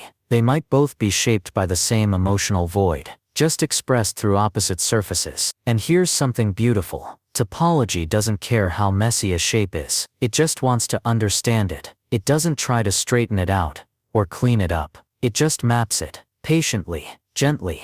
It says, what is connected to what? What loops around what? What flows? And where does it return? So maybe that's how we should approach ourselves, not as puzzles to fix, but as spaces to understand. The topology of the soul isn't about perfection, it's about connection. What are you linked to? What experiences still shape the way you bend, fold, or curl inward? And here's the softest truth of all. In topology, if you change just one part of a shape, just one little loop, you can change its whole classification, its whole identity. So no, you don't have to rewrite your entire story. Maybe you just need to soften one edge, unwind one knot, let one old loop go, and in doing so, you gently change the shape of everything. The game of infinity. Imagine this. You're holding a handful of jelly beans. You count them. 10. You add 5 more. Now you've got 15. Easy, right? But what if there were infinitely many jelly beans? How would you even begin to count them? Could you still add 5 more? Would it matter? Sounds like a silly thought experiment. But welcome to the weird, wonderful game of infinity. Before we dive too deep, let's take a step back. Think about the last time someone said, "That goes on forever." Maybe it was about the universe, or a road trip, or a conversation that just wouldn't end. We throw that word around a lot, infinity. But in math, it's not just a big number. It's a strange, slippery idea, one that doesn't play by the rules we're used to. Here's where the game begins. Let's say you start counting. 1, 2, 3, 4, 5. Keep going. Don't stop. You'll never reach the end, right? There's always another number waiting. Now here's a twist. How many numbers are there? You might say, well, infinite, and you'd be right. But what if I told you there's more than one kind of infinity? Yeah, I know. That feels like someone saying there's more than one kind of forever. But hang on, because this is where things get really fun. Picture this. You have a hotel. It has infinitely many rooms. Every single room is full. Now imagine a new guest shows up and wants a place to stay. You'd think, sorry, no vacancy. But in this game, the rules are different. Instead of turning them away, you just ask every guest to move over one room. Room 1 goes to room 2. Room 2 goes to room 3. And just like that, room 1 is free. Problem solved. That's Hilbert's hotel. A thought experiment from a mathematician who loved messing with our intuition. And it shows us something wild. Even if infinity is full, it still has room to grow. Now try this. What if infinitely many new guests show up? It sounds impossible, but you can still make space. You move each current guest to double their room number. 1 to 2, 2 to 4, 3 to 6, and so on. That frees up all the odd-numbered rooms. 1, 3, 5, 7, for the new crowd. Suddenly you're managing infinity like a cosmic hotel concierge. It's weird, it's mind-bending. But here's the thing. It works. Mathematically, it's perfectly sound. But wait, it gets stranger. Because not all infinities are created equal. Let's talk about counting numbers. 1, 2, 3, 4. There's an infinite number of them. We can pair each one with a natural number. You can't list them all. You can't pair them neatly with counting numbers. There's just too many. So mathematicians say, there are uncountably infinite numbers between 0 and 1. And that's a bigger infinity. Let that sink in. You took something infinite and found something more infinite. This is where our usual sense of logic starts to unravel. In the game of infinity, adding 1 can feel the same as adding a trillion. A whole set can be the same size as a part of itself. And sometimes, bigger infinities hide inside tiny places. It's like chasing a horizon that keeps running ahead of you, no matter how fast you move. So why does this matter? Because once you understand that infinity isn't a destination, it's a concept, everything shifts. You stop thinking in limits, and you start thinking in patterns, in growth, in possibility. The game of infinity teaches us that our minds are bigger than we think, that we can hold paradoxes, contradictions, and ideas that go beyond the visible world. And sure, it can feel strange, but strange isn't bad. Strange is just unfamiliar. The next time you look up at the stars, or down at a grain of sand, remember this: there's always more. More to know, more to wonder, more to imagine. That's the real magic of infinity. It's not just a number, it's a reminder that curiosity doesn't have an end. And maybe, just maybe, that's the most soothing idea of all. Proofs that don't prove anything. Picture this. You're at a dinner party, and someone's telling a story. Their voice is calm, their logic feels smooth, and they're clearly very confident. They string together a few clever ideas, make a joke, maybe drop in a little math-sounding phrase, and everyone around the table starts nodding. It all just clicks. But then, as you're washing dishes later, you think back on what they said, and suddenly, it doesn't seem quite so clear. Something feels off, but you can't quite put your finger on what. That's what happens with certain kinds of mathematical proofs. They sound solid.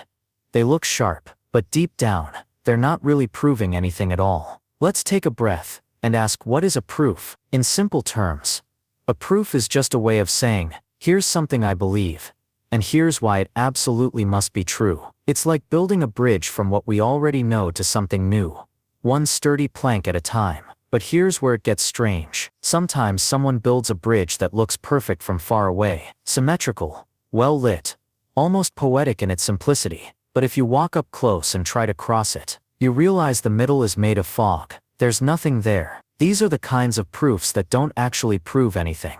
They're missing something important, like a hidden trapdoor in the logic. And the really tricky part, they usually don't look broken.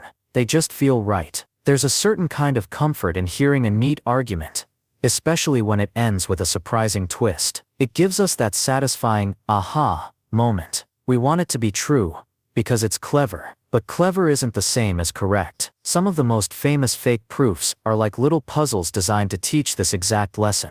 They'll walk you through a few ordinary steps, build some momentum, and then right at the end, they claim something shocking, like all numbers are the same, or 1 equals 2, or you can break something into pieces and double it without adding anything. And the audience gasps, and then they applaud. But here's the twist. Somewhere in that smooth sequence, the speaker quietly breaks the rules. They make a move that looks valid, but actually changes the whole game. Maybe they assume something is allowed when it isn't, or they hide a contradiction behind a friendly-sounding phrase. It's like watching a magician pull a coin from your ear. You know it's not real, but it's still impressive. The truth is, our brains love shortcuts. We trust patterns, we trust confidence, and when someone speaks with enough certainty, we don't always stop to ask, wait, was that step actually allowed? This isn't just a math thing. It shows up in everyday life too. Think of those arguments that sound brilliant until you try to explain them yourself, or headlines that make bold claims,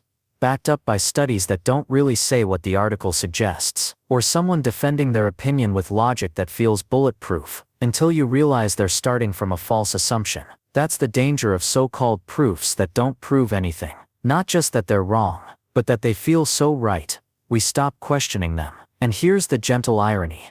Math, at its best, is about not taking things at face value. It's about curiosity. It's about slowing down, looking closely, and asking, what am I really standing on here? Real proof is quiet. It doesn't shout. It doesn't rely on tricks. It walks one careful step at a time, never skipping ahead just to sound clever. And that kind of thinking, it's good for more than just numbers. It teaches us patience. It teaches us humility. It reminds us that just because something is beautifully presented, or wrapped in fancy language, doesn't mean it's true. So the next time you hear an argument that sounds airtight, whether it's in a classroom, on a podcast, or from that one friend who always seems to know everything, pause, tilt your head, ask gently, what's really holding this up? Because sometimes what sounds like certainty is just confidence with a costume on. And knowing how to spot the difference, that's the beginning of real understanding. The unseen dimensions of a dot. You're holding a pencil, you press it lightly onto a piece of paper, and just like that, a tiny perfect dot appears. No height, no width, no depth, just presence. It doesn't look like much. Honestly, it might not look like anything at all. But that dot, it's one of the most quietly powerful ideas in all of mathematics. And believe it or not, it's hiding something. Because behind that tiny speck is a whole world you can't quite see. Let's slow down a little. In geometry, a dot is what we call a point. It has no size, no shape, no dimension. It's not a thing. It's the idea of a thing, like the place where something could be, but isn't. Sort of like the address without the house. Now here's where it gets weird. You take two of those points, and suddenly boom, you've got a line. Keep going, and you can stretch that line into a plane. Fold that plane up just right, and you've made a cube. And from there, well, welcome to dimensions. A point is the beginning of all of it. It's zero-dimensional, nothing. But give it some friends, and it builds everything we know. Here's a thought. Every three-dimensional thing you've ever seen was born from a bunch of nothings, dots, arranged just right. Let that sit for a second. But that's just the surface, because things get a little stranger when you ask a simple question. What happens beyond 3 dimensions? We live in a world where we can go forward and back, left and right, up and down. That's 3. But math? It doesn't stop there. There's a 4th dimension, a 5th, a 10th. You can define them. You can calculate them. You can move through them in theory. But you can't see them. And here's the kicker. The moment you add that extra dimension, that little dot, it starts to unfold, because what looks like nothing in one world might be something massive in another. Imagine living in just 2 dimensions, like a flat piece of paper. If a 3-dimensional sphere passed through your world, you wouldn't see a ball. You'd just see a dot appear out of nowhere, grow into a circle, then shrink back into nothing. Weird, right? Now flip that idea around. Maybe when we look at a dot here, in our 3-dimensional world, we're only seeing the shadow of something bigger, something folded up in dimensions we just can't sense, kind of like a whisper from a reality just out of reach. Even stranger, in physics, especially string theory, there are whole models of the universe, where reality itself is made of vibrating one-dimensional lines curled up in as many as 11 dimensions. But to us, that might all look like a single point, the universe, hiding in plain sight. And the deeper you go, the more the dot stops feeling like nothing, and starts feeling like everything, like the origin point, the seed of space, the pixel before the picture. You know those deep moments late at night, when your thoughts are quiet and wide, and you suddenly feel very small, but also very connected. That's kind of what this is. The dot isn't just some static thing on a page. It's a concept that holds the weight of entire worlds, folded up, waiting to be imagined. So next time you draw one, just one little point, remember what it really is. A doorway, a hinge between dimensions, a silent idea whispering, there's more here than you can see. And maybe, just maybe, that's true for more than just geometry. Maybe it's true for you too. Fibonacci's whisper. You're wandering through a sunflower field on a breezy afternoon. The sky is soft. The air smells like summer. And as you glance down at the spiral center of a flower, something odd catches your eye. The seeds, they're arranged just so. Not random, not messy, but swirling inward in a pattern that feels both natural and strangely perfect. It's beautiful, sure, but also weirdly mathematical. You've just met Fibonacci. Well, not him, exactly, but one of the quietest, most persistent patterns in the universe. And here's the wild part. This pattern shows up everywhere. But before we fall too deep into the spiral, let's rewind for a second. There's a simple little sequence in math. It goes like this: 0, 1, 1, 2, 3, 5, 8, 13, 21. Each number is the sum of the 2 before it. That's it. It's called the Fibonacci sequence, named after a 13th century Italian guy who was trying to figure out how fast rabbits could multiply. Yes, really. But what started as a thought experiment about bunnies somehow turned into a universal code that nature seems to love. You see it in pine cones, in nautilus shells, in the swirl of a hurricane and the spiral of a galaxy. Even the way tree branches split, or how petals stack on a rose, Fibonacci's fingerprints are all over it. And the more you look, the more you find him. But why? Why would a sequence of numbers dreamed up by some medieval mathematician describe sunflowers and spiral galaxies? Why would life itself choose this pattern over and over again? That's where things get kind of magical. Because Fibonacci doesn't just count things, he shapes them. Each number in the sequence creates a proportion, a ratio. And if you take 2 Fibonacci numbers, say 21 and 13, and divide them, you get something close to 1.618. That number, it has a name too. It's called the golden ratio. And for centuries, artists, architects, and dreamers have chased it like a secret recipe for beauty. Leonardo da Vinci used it. Ancient Greek temples are built on it. Even modern logos sneak it in. It's like the universe has a favorite number, and it keeps whispering it in everything it builds. But here's the part that messes with your head. In the best way possible. No one designed this. No one planned it. It just happens. Organisms grow in ways that maximize efficiency, that pack seeds or leaves or energy in the smartest way possible. And somehow, that smart way, it often leads straight to Fibonacci. It's like nature is doing math behind the scenes, quietly, perfectly, endlessly, even in you. Yeah, you heard that right. The proportions of your fingers, the spiral in your ear, the patterns in your DNA, they all echo that same ancient rhythm. Fibonacci isn't just out there. He's in here too, which makes you wonder, did we discover math, or did math discover us? And maybe that's why it feels so comforting, so familiar. Not because we were taught it in school, but because on some level we've always known it. Fibonacci's whisper has been there the whole time, in petals and planets, in people. We just had to slow down enough to listen. So the next time you notice a spiral in nature, or in your coffee foam, or in the way your thoughts circle before sleep, know that you're not imagining it. You're catching a glimpse of one of the softest secrets in mathematics, a pattern older than history, a code without a key, and a reminder that even in chaos, something quiet is always keeping count. The geometry of dreams. Picture this. You're lying in bed, drifting somewhere between awake and asleep, and suddenly, you're walking through a hallway that spirals upward. But no matter how far you go, you're still on the same floor. You turn a corner, and the hallway loops in on itself. The walls curve, the ceiling flickers like a thought, and you start to wonder, wait, what shape is this place? That right there is a taste of what mathematicians call non-Euclidean geometry, but it's also something else. It's the shape of dreaming. Before we get too abstract, let's take a step back. Most of us grow up learning one kind of geometry.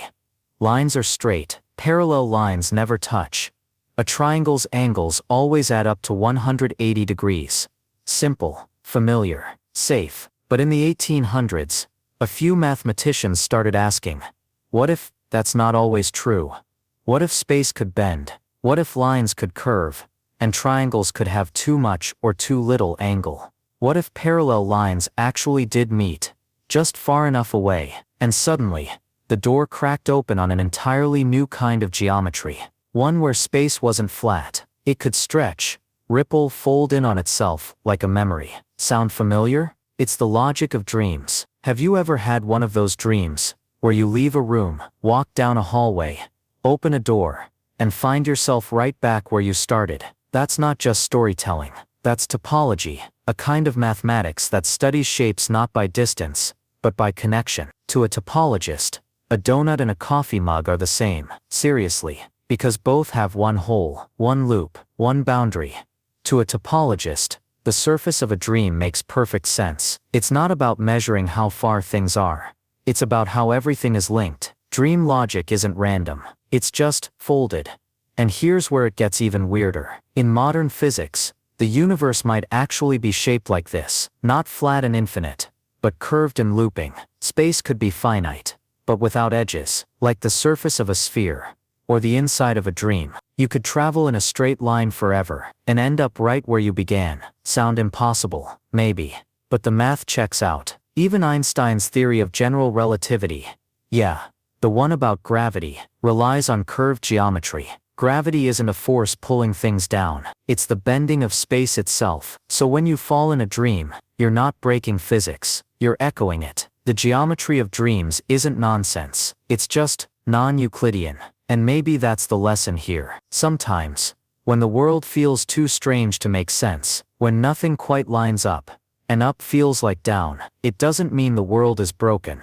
It might just be bent, curved, folded in ways we don't usually see, just like a dream. So tonight, if your thoughts start spiraling, if you find yourself walking through corridors that loop and twist and turn inward, don't fight it. Let the logic unravel. Let space bend. Let shapes dissolve into symbols. Because maybe your mind isn't lost. Maybe it's just exploring the geometry of dreams. And in that place, nothing has to be flat. Nothing has to be straight. Everything just connects. The fourth dimension is in your mind. You're lying in bed, lights off, the soft hum of your room settling into silence, and then, almost out of nowhere, your brain tosses out a strange little question.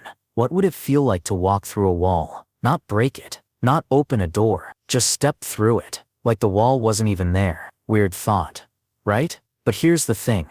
There's a version of you, in a higher dimension, where that might actually be possible. And no, you don't need sci-fi goggles, or a PhD in theoretical physics to think about it. You just need your mind, because that's where the fourth dimension has always been hiding.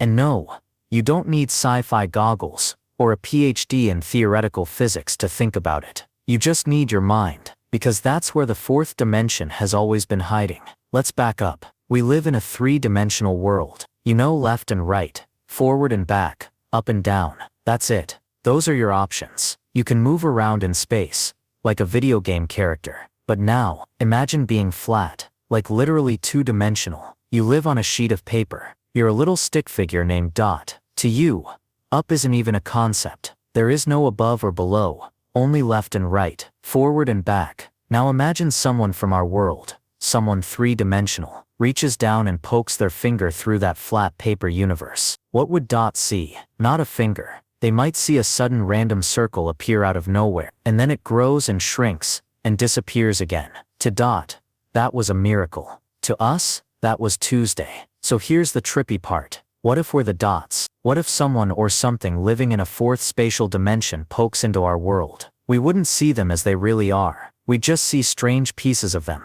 Things that appear and vanish and twist in ways we can't explain. And just like Dot, we'd never know what we were actually looking at. It's not that the fourth dimension doesn't exist. It's that we're not built to see it. But maybe we can feel it. Because the fourth dimension isn't just out there in physics textbooks. It's right here in your mind. You've probably imagined it before, without realizing. Like when you try to picture a hypercube, a cube, but stretched into a direction that doesn't exist. Or when you think about time, not just passing, but folding. Or even when you wonder where thoughts come from. Like there's a space behind your thinking that isn't physical at all. That's your brain reaching beyond the edges of what's visible, trying to find something it was never meant to see. And honestly, that's kind of beautiful. Because we do this all the time. We reach past the lines we're given. We imagine colors we've never seen, sounds we've never heard, places we've never been. And when we can't see the fourth dimension, we build it in our minds, not to escape reality, but to expand it. Now could a being from the fourth dimension really walk through our walls? Maybe. Could they see inside your room, your closet, your mind, all at once? Possibly. But here's a softer, stranger thought. What if that being is you? Not the you that drinks coffee and answers emails, but the deeper version. The one that watches your thoughts. The one that notices you thinking about noticing. The one that somehow feels bigger than your body. That you might just be your mind's way of touching the fourth dimension. And maybe that's the real twist. You don't need to see extra dimensions. You just need to wonder about them. Because the moment you do, you're not just lying in bed anymore. You're standing at the edge of space, peeking over into something bigger, stranger, softer, endless. So the next time you hear your thoughts drift to impossible questions, like how you'd look in 4D, or where your dreams go when you forget them, don't push them away. Let them come. Because those questions, they're doors, and the fourth dimension might just be what happens when you open them. Time loops in topology. Imagine you're on a walk. You've picked a quiet path, maybe one that loops around your neighborhood or circles a lake. You take step after step, not really thinking about the turns, just enjoying the rhythm. Eventually, you notice something strange. You've been walking for what feels like forever, but somehow, you've ended up exactly where you started. The trees are the same, the bench, the crooked sign, you're back, like time folded in on itself. But here's the weird part.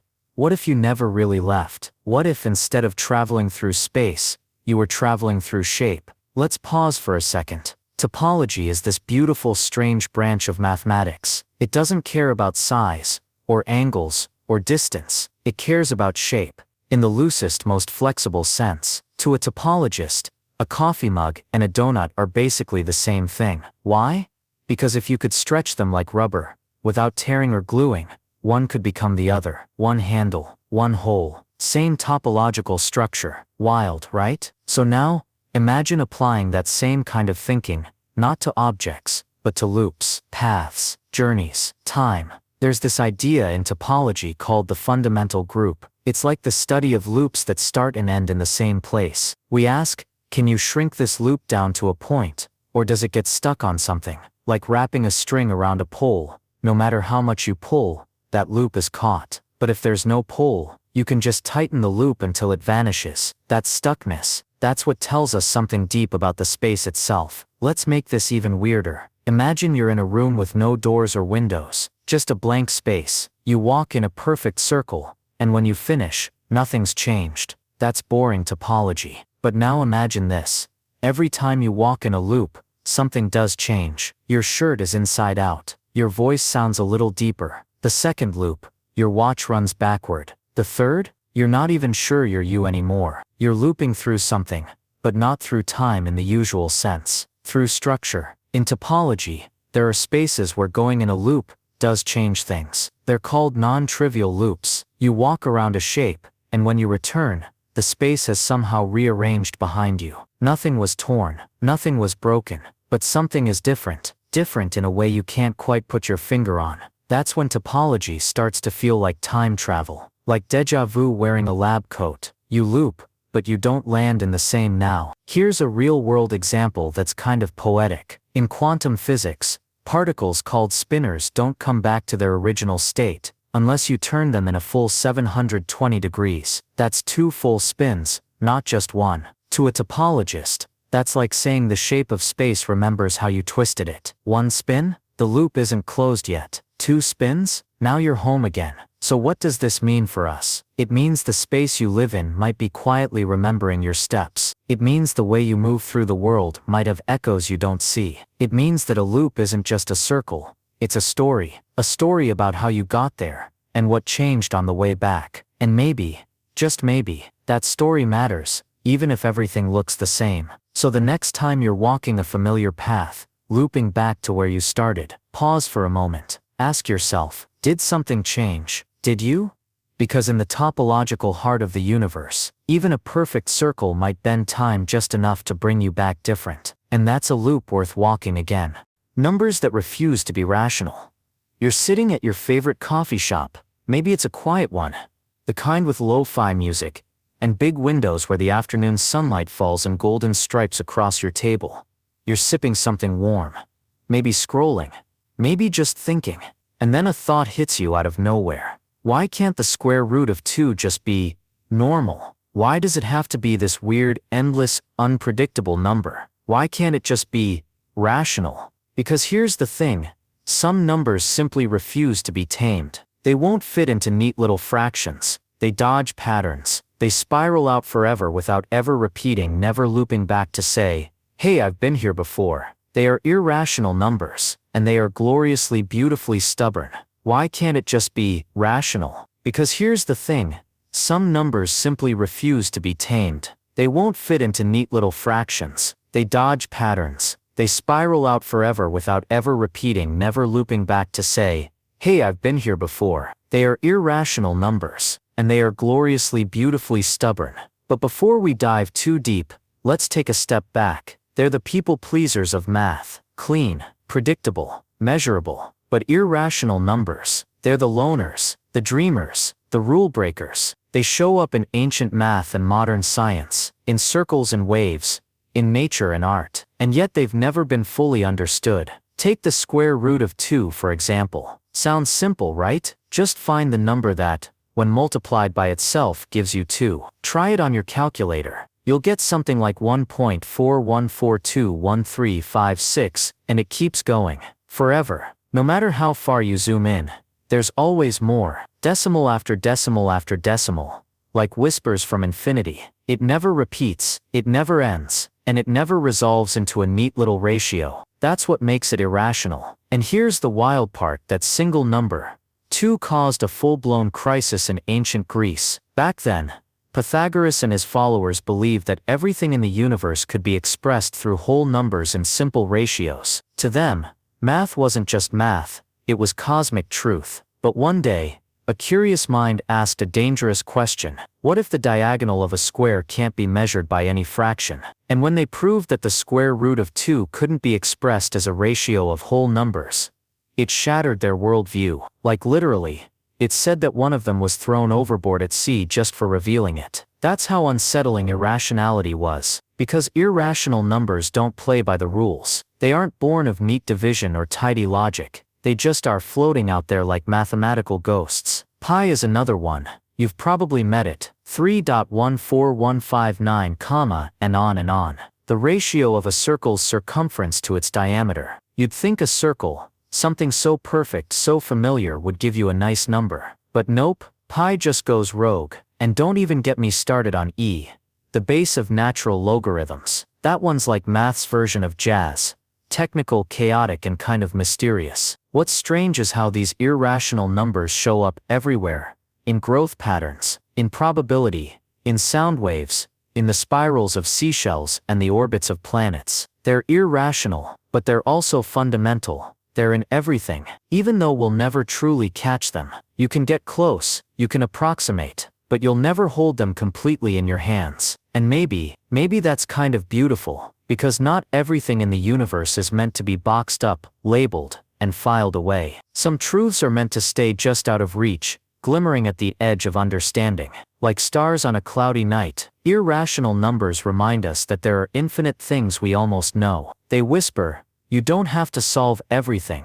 You don't have to understand it all. Just let it be mysterious. And maybe that's a lesson we need beyond math too. Not everything in life has a clean answer. Not every feeling can be explained. Not every story gets tied up in a perfect little bow. But they're still real, still valuable, still part of the whole. So the next time you see a string of strange digits, spilling endlessly across your screen, never repeating, never resting, take a moment, pause, let it wash over you like a quiet rain, because those numbers, they're not broken, they're just free. And sometimes, the most powerful kind of truth is the one that refuses to be simplified. 0. The most powerful idea. You ever open your fridge late at night, convinced there's one last slice of cake waiting for you? You reach in, pull out the plate, and it's empty.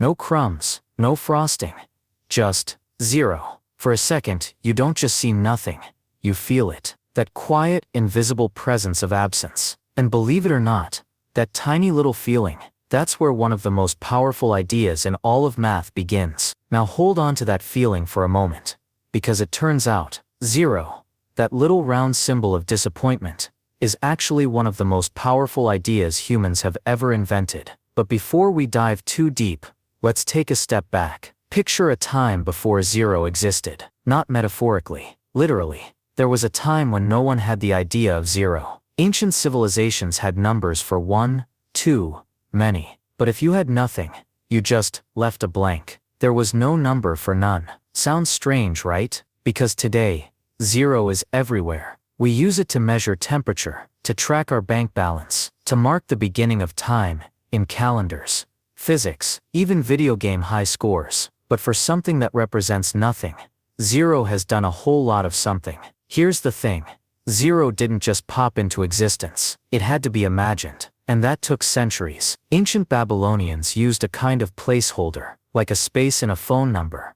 But it wasn't really 0. The Greeks, they weren't fans. Aristotle actually argued that nothing can't be something. So 0 didn't make sense to him. It wasn't until ancient Indian mathematicians came along that 0 became more than just an empty idea. They gave it a name, a symbol, a place in the number system. And once 0 had a seat at the table, the math world exploded. Suddenly, place value made sense. You could write enormous numbers compactly. You could subtract completely. You could even multiply nothing, and get nothing. Which is somehow both obvious and profound. But here's the twist. 0 isn't just a number. It's a concept. It represents the absence of a quantity. Yes, but also the starting point. The neutral, the balance between positive and negative. 0 is the line between opposites. It's stillness, equilibrium, and sometimes, it's even a paradox. Like this. What happens when you divide something by 0? Don't try this on a calculator. It'll panic. Because division by 0 doesn't make sense. It's undefined. It's the mathematical equivalent of asking, how many times can nothing go into something? The answer, too many to count. Or not at all. Or just don't. It's like trying to draw the bottom of a black hole. And yet, we build skyscrapers, launch rockets, and run economies, all using equations that depend on 0. Think about that. We've built the modern world on top of nothing. Now that's powerful. And here's another wild thing about zero. It changed how we think, not just how we count. Before zero, math was concrete. Numbers represented things. Sheep, stones, coins. But zero? Zero is abstract. You can't hold it. You can't see it. It's the first truly imagined number. And once humans got comfortable imagining zero, we started imagining more. Negative numbers, imaginary numbers, infinity. Zero opened the door to a whole new universe of thought. It helped us see what wasn't there and measure it anyway. It taught us that absence is meaningful, that silence is part of music, that emptiness is part of space, that nothing is something worth understanding. And here's the soft irony. While zero represents nothing, it gives us a way to understand everything. So the next time you see that tiny circle on a calculator screen, or on a test you maybe didn't study for, remember, you're not looking at nothing. You're looking at the quiet force behind some of the biggest ideas we've ever had. Zero may not make a sound, but in the world of math, it's the loudest silence we've ever heard. The fractal coastline. Imagine this. You're looking at a map of your favorite coastline. Maybe it's rugged and wild. Maybe it's soft and sandy. You zoom in a little. You notice more detail.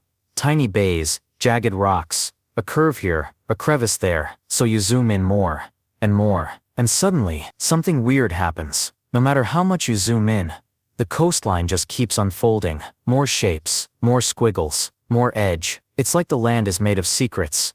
And every time you try to measure it, it slips away. That's not just your imagination.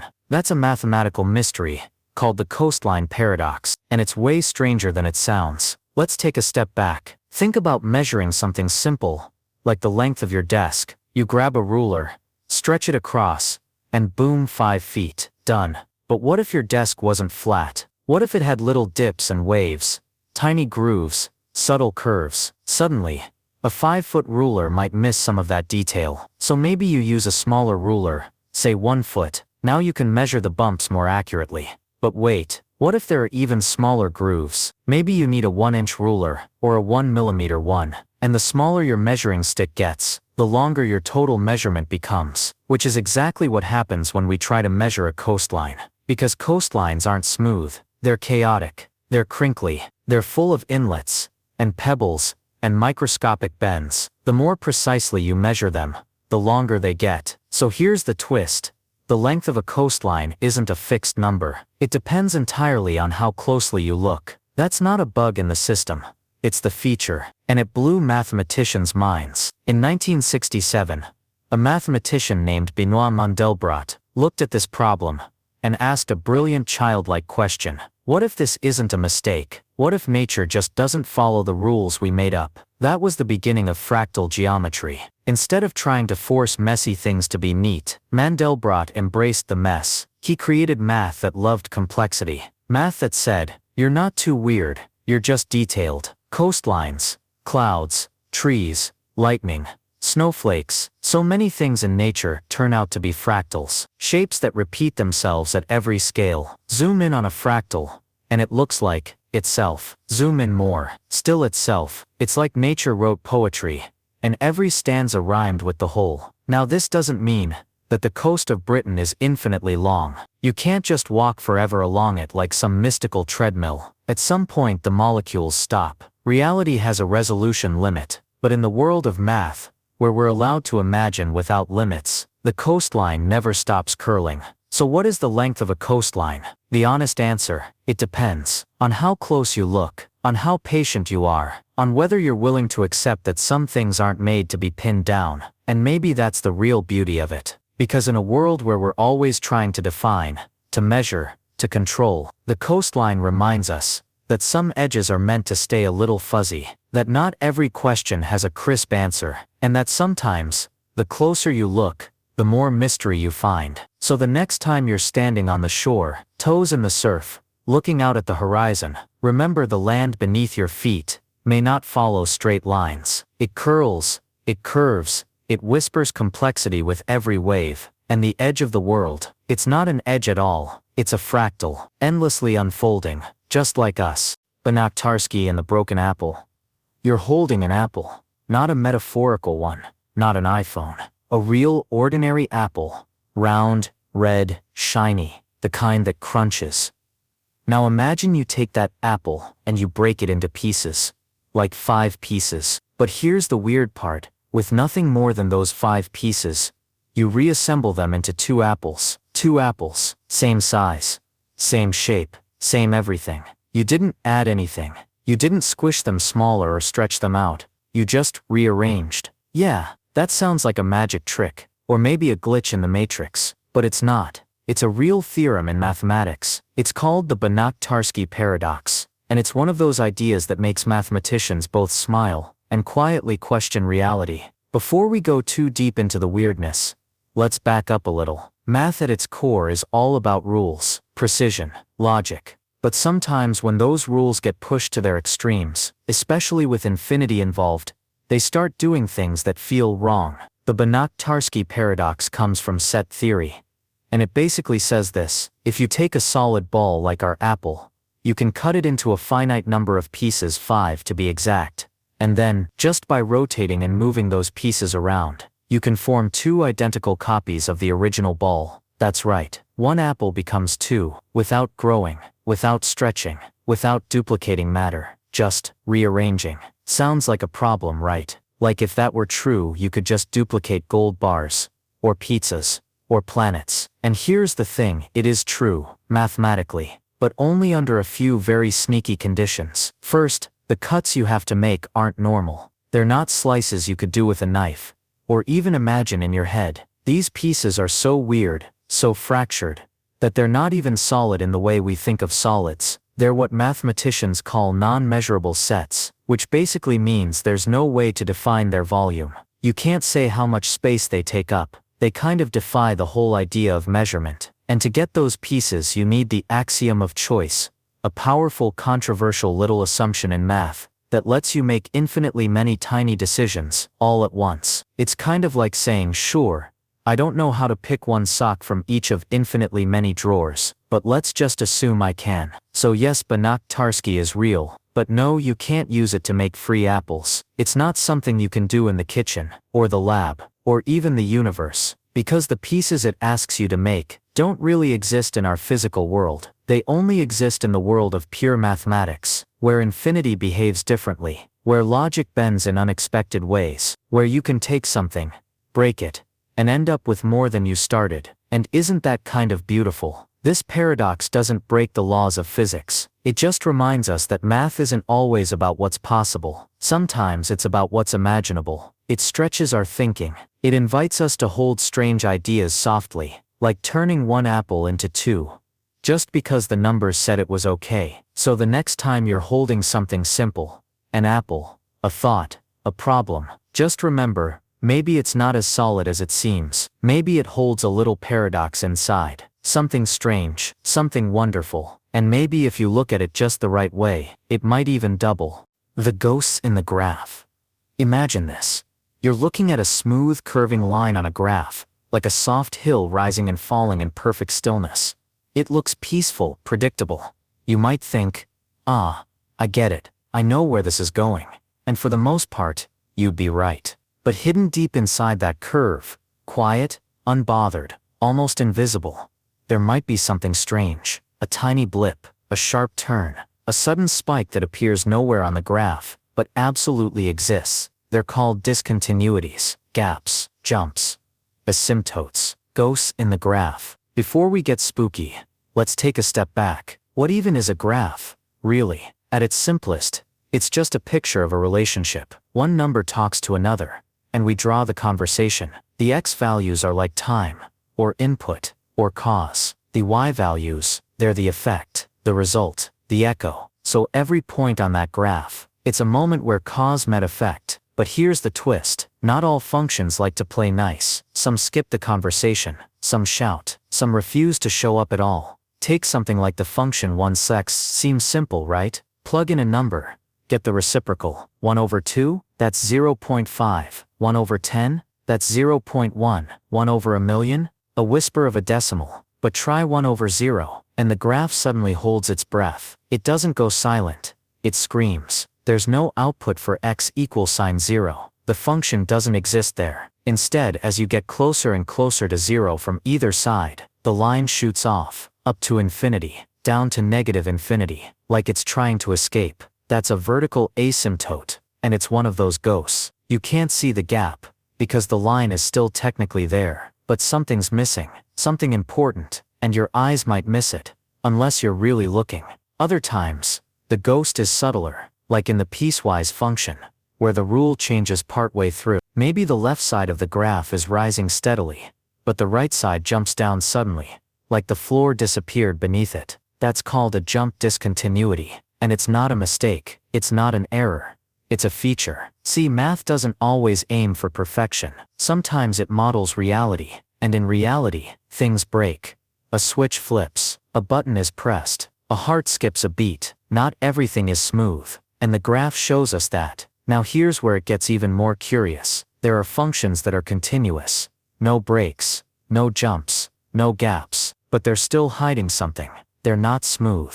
They're not predictable. They exist at every point, but you can't draw them with a steady hand. Take the Weierstrass function. It's continuous everywhere, but differentiable nowhere. That means it has no slope, no direction, no rest. Zoom in and it looks just as jagged as when you zoom out, like trying to measure the edge of a cloud. It's math's version of a haunted house. The doors are all open, but there's no floor to stand on.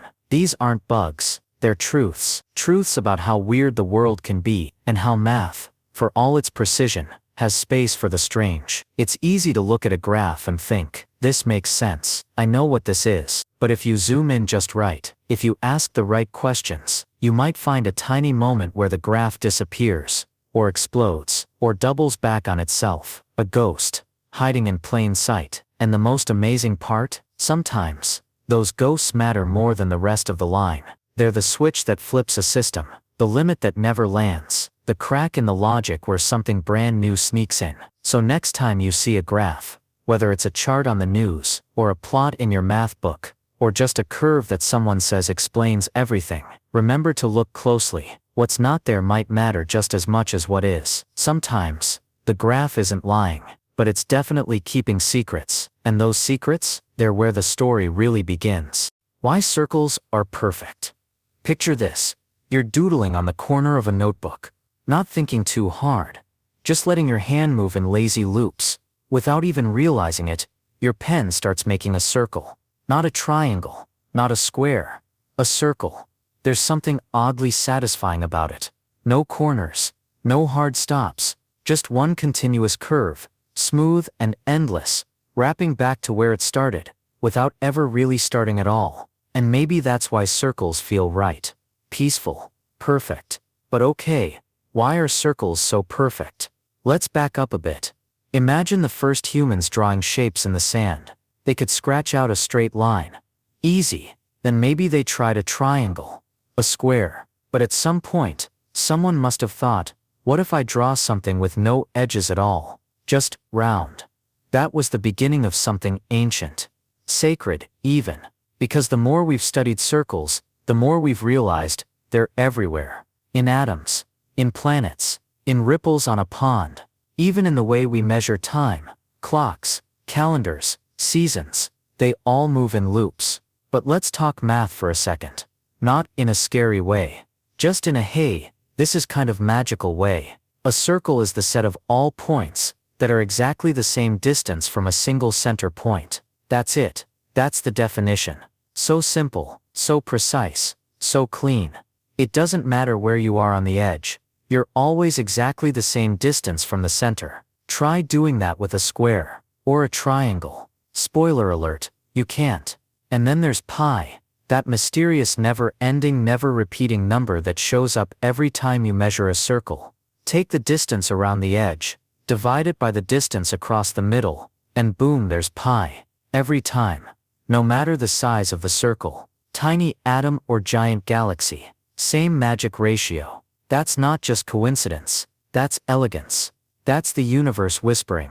This matters. Even in physics, circles keep showing up. Planets don't travel in straight lines. They orbit. Electrons don't sit still. They spin in probabilistic loops. Energy moves in waves. Patterns repeat. The world doesn't move in boxes. It flows in curves and circles. They're the simplest, most perfect curve we've got. But here's the part that really messes with your head, in the gentlest, most relaxing way possible. If you take a circle and zoom in close, like really close, it still looks the same. No edges, no sudden turns, just more circle. It's endlessly symmetrical. Spin it, flip it, rotate it. It doesn't care. It always looks exactly the same. That's not just beauty, that's balance. And maybe that's why we keep returning to circles without even realizing it. In design, in architecture, in art, we put halos on saints. We wear rings to symbolize eternity. We sit in circles when we want everyone to feel equal. There's no hierarchy in a circle, no top or bottom, just center and edge, and a perfect relationship between them. So yeah, maybe the world isn't perfect, maybe people aren't either. But circles are the universe's way of showing us what perfection could look like, if it were quiet, calm, and endlessly kind. And if that's not the kind of thought that helps you fall asleep tonight, well, maybe try doodling a circle, see where it takes you. The music of prime numbers. You're sitting at your desk scrolling through playlists, trying to find something to help you focus, or maybe fall asleep, and you stumble across a song called Prime Number Symphony. Kinda weird, right? I mean, primes are just numbers, cold, spiky, unpredictable. They don't exactly scream harmony or melody. But here's the twist. Hidden underneath all those jagged, lonesome digits is something surprisingly musical, something rhythmic, even beautiful. Let's take a step back. You probably remember what a prime number is, any number that can't be divided evenly except by 1 in itself. 2, 3, 5, 7, 11, 13, and so on. They're the building blocks of math, the atoms of arithmetic, but they don't behave the way you might expect. They don't line up neatly. They don't follow obvious rules. And yet, they're everywhere. Think of them like notes in a melody you can't quite hum, scattered across the number line, sometimes close together, sometimes frustratingly far apart, but always just right there. Now here's where it gets wild. In the 1800s, a guy named Bernhard Riemann, imagine a mathematician with Einstein hair and a very intense stare, looked at all the prime numbers and asked, wait, what if these numbers actually are music? Okay, not literally. But he started studying them in a way that kind of felt musical. He looked at how often they show up, how they vibrate across the number line, and he found something strange, something that looked a lot like rhythm. It's called the Riemann zeta function. Don't worry, you don't have to do any calculus tonight. All you need to know is this: when you graph this thing, it starts to sing, not in sound but in symmetry, in balance, like mathematical sheet music written across infinity. And the craziest part, that pattern, the one hiding inside prime numbers, we still don't fully understand it. There's a hypothesis, a very famous one, and it's one of the most important unsolved problems in all of mathematics. The Riemann hypothesis. It's like the unfinished symphony of prime numbers. Everyone agrees it sounds true, but no one's been able to prove it yet. Now pause and think about that for a second. We've been studying numbers, literal numbers, for thousands of years. We use them to build bridges, launch rockets, send memes across oceans. But these little primes, they still keep their secrets, and somehow that's kind of beautiful. Because in a world where we expect everything to be organized and explained and optimized, primes remind us that mystery still exists, that not everything can be cracked open with a calculator. Some things are just meant to be listened to, like a melody you don't quite understand but can't stop humming. So next time you hear the word prime, don't just think of math class, think of silence between the notes, think of rhythm without a beat, think of patterns we haven't found yet, but might, if we listen closely enough, because maybe, just maybe, the universe is humming, and prime numbers, they're its secret song. A world built from nothing. You walk into a room filled with whiteboards, markers, and absolutely nothing else. No numbers, no shapes, not even a dot. Just space. Blank, untouched space. Now here's the wild part. From this emptiness, this literal nothingness, mathematicians somehow built everything. Like, everything. All of math. All of it. Weird, right? You'd think you'd need at least something to start. One block to place on top of another. One line to draw. One sound to make. But nope. Just nothing. And that's where the magic begins. Let's take a step back for a second. In math, the most basic building block we can imagine is called the empty set. It's exactly what it sounds like. A set that contains nothing. Not zero, not a blank, not a ghost of an idea. Just the idea of a container that holds nothing inside it. Sounds boring, maybe. But here's where it gets quietly strange. Mathematicians took that empty set, and then they did something clever. They said, what if we treat this empty container as a thing, like a piece we can use? So then they made a new set that contains just the empty set. Still doesn't feel like much, but now we have a container, holding nothing, like nesting dolls of emptiness. And they did it again, and again, and again. They started stacking these little nothings inside each other in careful ways. And slowly, numbers started to appear. 0 is the empty set. 1 is a set that contains the empty set. 2 is a set that contains the empty set. And the set containing the empty set. And just like that, with a few more layers they built up to 3, 4, 5, and infinity. Out of nothing. Literally, it's like watching someone make an entire symphony with no instruments. Just rhythm, thought, and structure. And you might ask why? Why would anyone do this? Why not just start with numbers? And the answer is kind of beautiful. Because starting with nothing proves that everything we build in math isn't just made up symbols on a board. It's logic, pure structure, thought woven into shape. Numbers aren't just things we use, they're things we derive. And when we build them from scratch, using only the concept of nothing, we realize just how powerful structure really is. Here's something else to consider. Even sets themselves don't technically exist until we define them. You can build entire number systems, entire branches of logic, using nothing but a few agreed upon rules. And from there everything unfolds. Geometry, algebra, calculus, all from a few folds of thought, stacked patiently on top of nothing. That's what set theory, one of the deepest foundations of modern mathematics, is all about. It's not just about numbers, it's about where numbers come from. And in this quiet world of pure abstraction, 0 isn't just the absence of something, it's the first something we define. Like a blank canvas that somehow already contains a painting. If you look at it the right way, that's the mind-bending part. The idea that you can build entire worlds, whole systems, rules, and truths, without ever starting with something tangible. That from the quiet hum of logical thought, structure emerges, not by magic, but by design. And maybe there's a gentle metaphor in there somewhere, that sometimes, the emptiest moments in life, the ones that feel blank, undefined, even meaningless, are just waiting for a structure to form. Maybe that's all we need, a quiet place, a first thought, and the courage to build, from nothing. Calculus without painkillers. Imagine this: you're watching the sunset just casually, not thinking too hard. The sky is a slow blend of orange and blue, and for a moment it feels like nothing's changing, but it is. The light is fading, the colors are shifting, and the sun, well, the sun is dipping beneath the horizon at a very specific speed. You just witnessed a function in motion, a quiet one, the kind calculus was born to describe. Now before your brain throws up a red flag and starts yelling about high school math trauma, don't worry. We're not doing drills, we're not solving anything. We're just listening to a language that was never meant to hurt us, only to help us make sense of what changes and what doesn't. Let's take a step back. Have you ever poured yourself a cup of coffee and noticed how the steam curls into the air in delicate swirling patterns? That's motion. That's change. That's calculus, whispering to you in spirals. Calculus isn't about memorizing formulas. It's about asking two very gentle, very human questions. How fast is this changing? And what's the total impact of all these tiny changes added up? That's it. One question leads us to derivatives.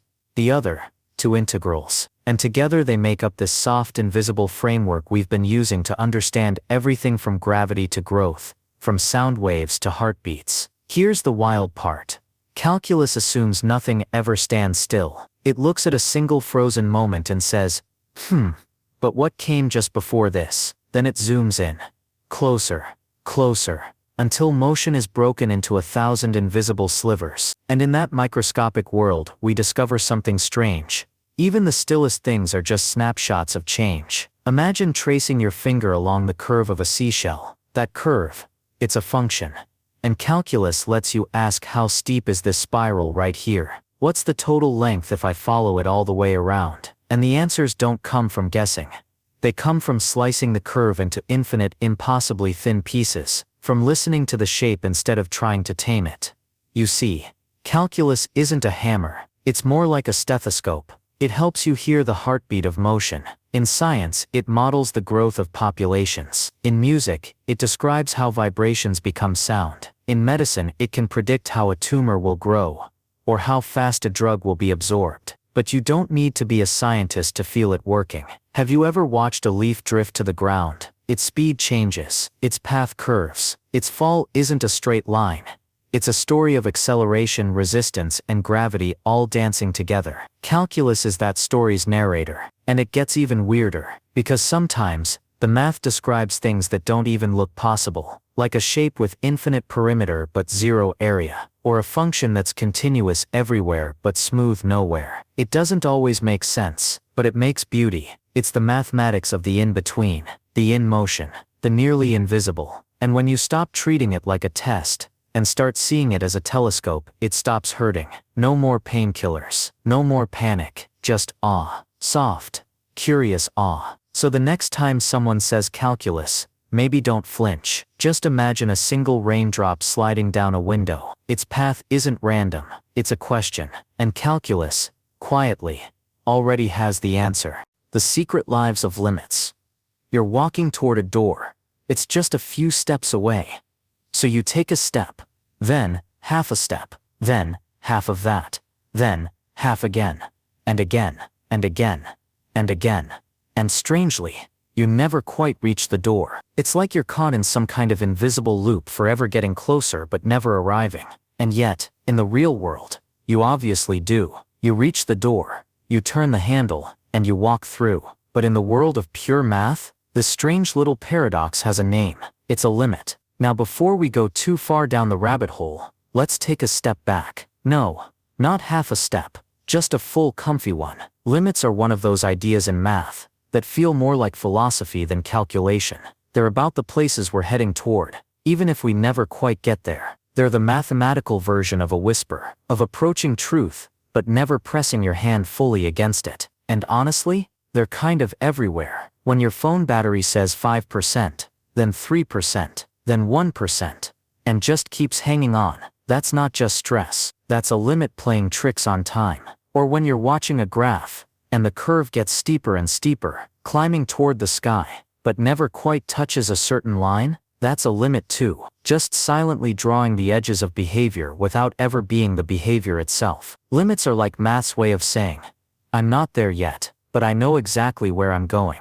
And here's where it gets interesting. We use limits not just to describe numbers, but to unlock entire branches of mathematics. Calculus, born from limits. Instantaneous speed, a limit. The slope of a curve at an exact point, limit. It's how we take the chaotic, wiggly mess of reality and ask, what happens as we approach? Not necessarily at the point, but near it. Almost there. See, math usually loves precision, but limits, they embrace the almost. They live in the just about. They thrive in the idea that what something becomes matters more than what it is. Kind of like people. We're all heading somewhere, evolving, inching toward ideas or goals or better versions of ourselves. And we rarely arrive perfectly. But the direction, the intention, that's what defines us. So maybe limits aren't just mathematical. Maybe they're a way of seeing everything.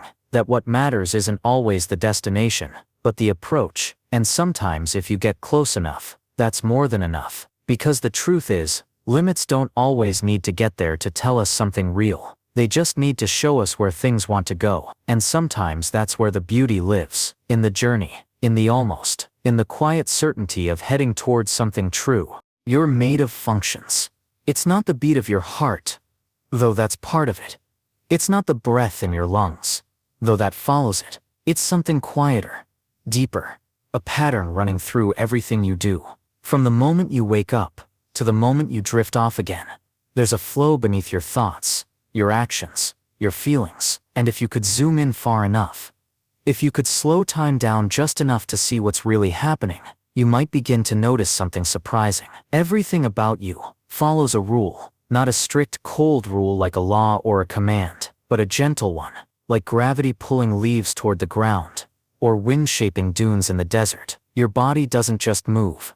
It moves according to patterns, predictable ones, repeatable ones, mathematical ones. Now take a second to let that idea settle, because if you look closely enough, you start to see it everywhere. The way your eyes adjust when walking from a dark room into sunlight, that's a function. The way your muscles contract and relax when you walk, also a function. Even the way your brain lights up with memories, dreams and emotions, yes, also functions. Patterns of change, inputs leading to outputs, causes giving rise to effects. This might sound strange at first. After all, we don't usually think of ourselves as mathematical. We feel emotions. We chase dreams. We make choices that seem unpredictable, even chaotic. But here's the thing. Even chaos can be described by math. Even unpredictability has its own kind of order. And inside you, there are thousands, millions of tiny invisible functions working together, each playing their quiet role in keeping you alive, aware, and moving through the world. Let's picture something simple. Imagine a graph. One axis is time. The other is something changing, like your body temperature. Over 24 hours, it rises and falls in a predictable curve. That curve, a function.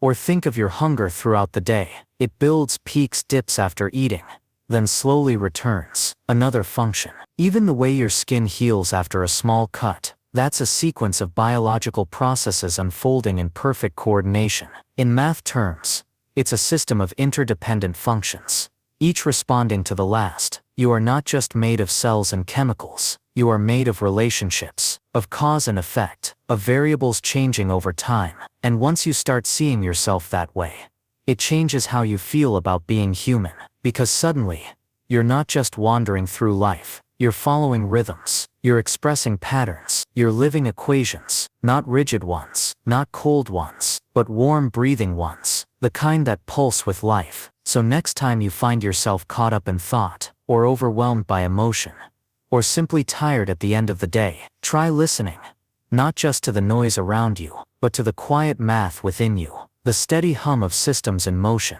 the soft rhythm of your own internal music. And maybe, just maybe, that quiet understanding will help you breathe a little deeper, let go a little sooner, and fall asleep a little more peacefully.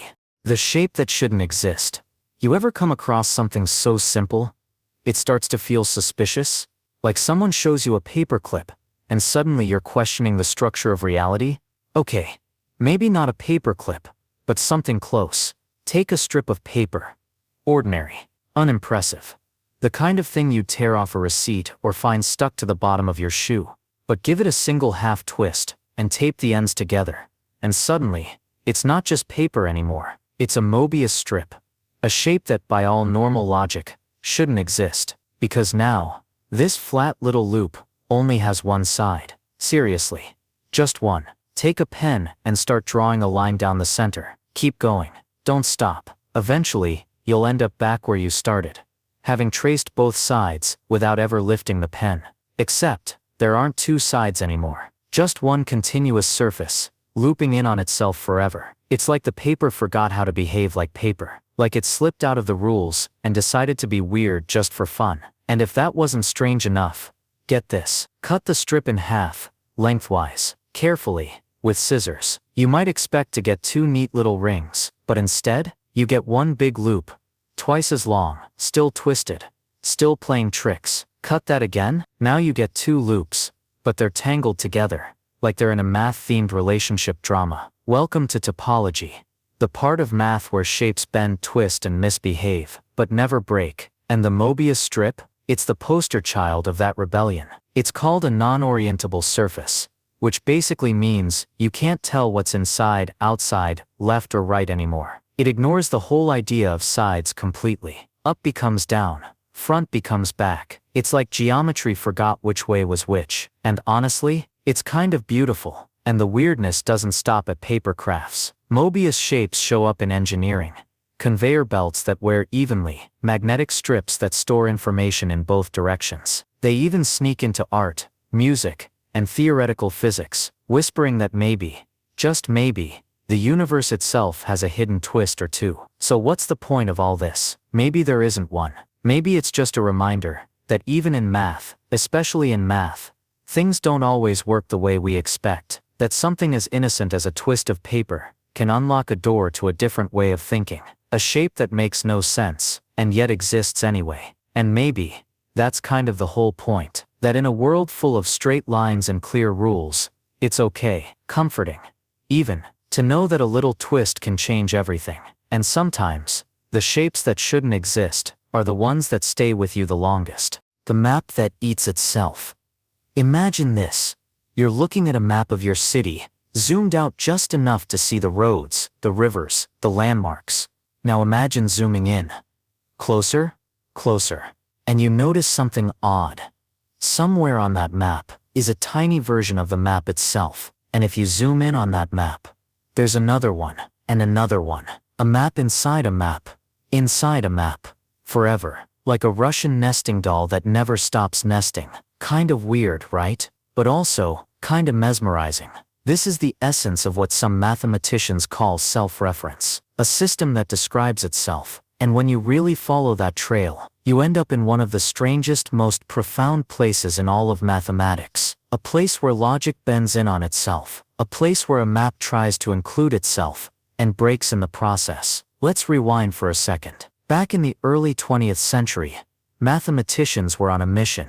They wanted to find the ultimate foundation for all of math, a perfect, clean system where everything could be proven from a small set of rules. It sounded beautiful. If you could just build a good enough map of mathematics, one that captured every truth, you'd never need to guess again. But then, along came Kurt Gödel, a quiet Austrian mathematician, who dropped a logic bomb so powerful, math is still recovering from the shock. Gödel's big idea? You can't make a perfect map of everything without it eating itself. More precisely, he proved something called the incompleteness theorem. It said in any system complex enough to do arithmetic, there will always be true statements that can't be proven within the system. In other words, your perfect, beautiful map, it'll always be missing something.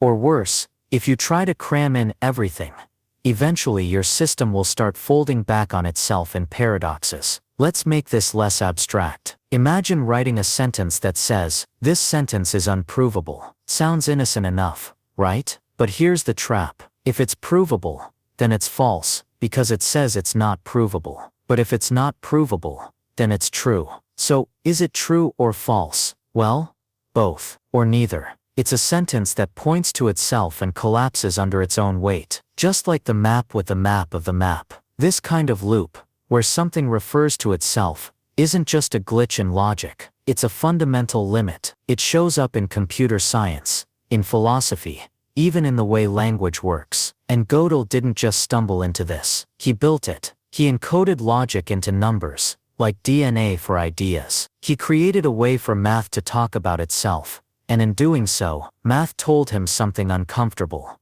There are truths you will never prove. Let that sink in. There are truths out there true forever, that no amount of reasoning, deduction or cleverness will ever uncover from within the system. They exist, but they're unreachable, like stars beyond the edge of the observable universe. This idea shattered the dream of a complete closed-off theory of everything in math. It was humbling, beautiful, strange, and a little bit poetic, because the deeper truth might be this: no system can fully understand itself, not logic, not math, maybe not even us. Our brains are, in a way, maps of the world and of ourselves, and yet we get stuck in loops. We question our own thoughts, we doubt, reflect, revise. Just like Gödel's theorem, our inner maps sometimes lead to paradox. But maybe that's not a flaw. Maybe it's the feature that makes self-awareness possible. So the next time you feel like you're overthinking, or questioning your own thinking, remember,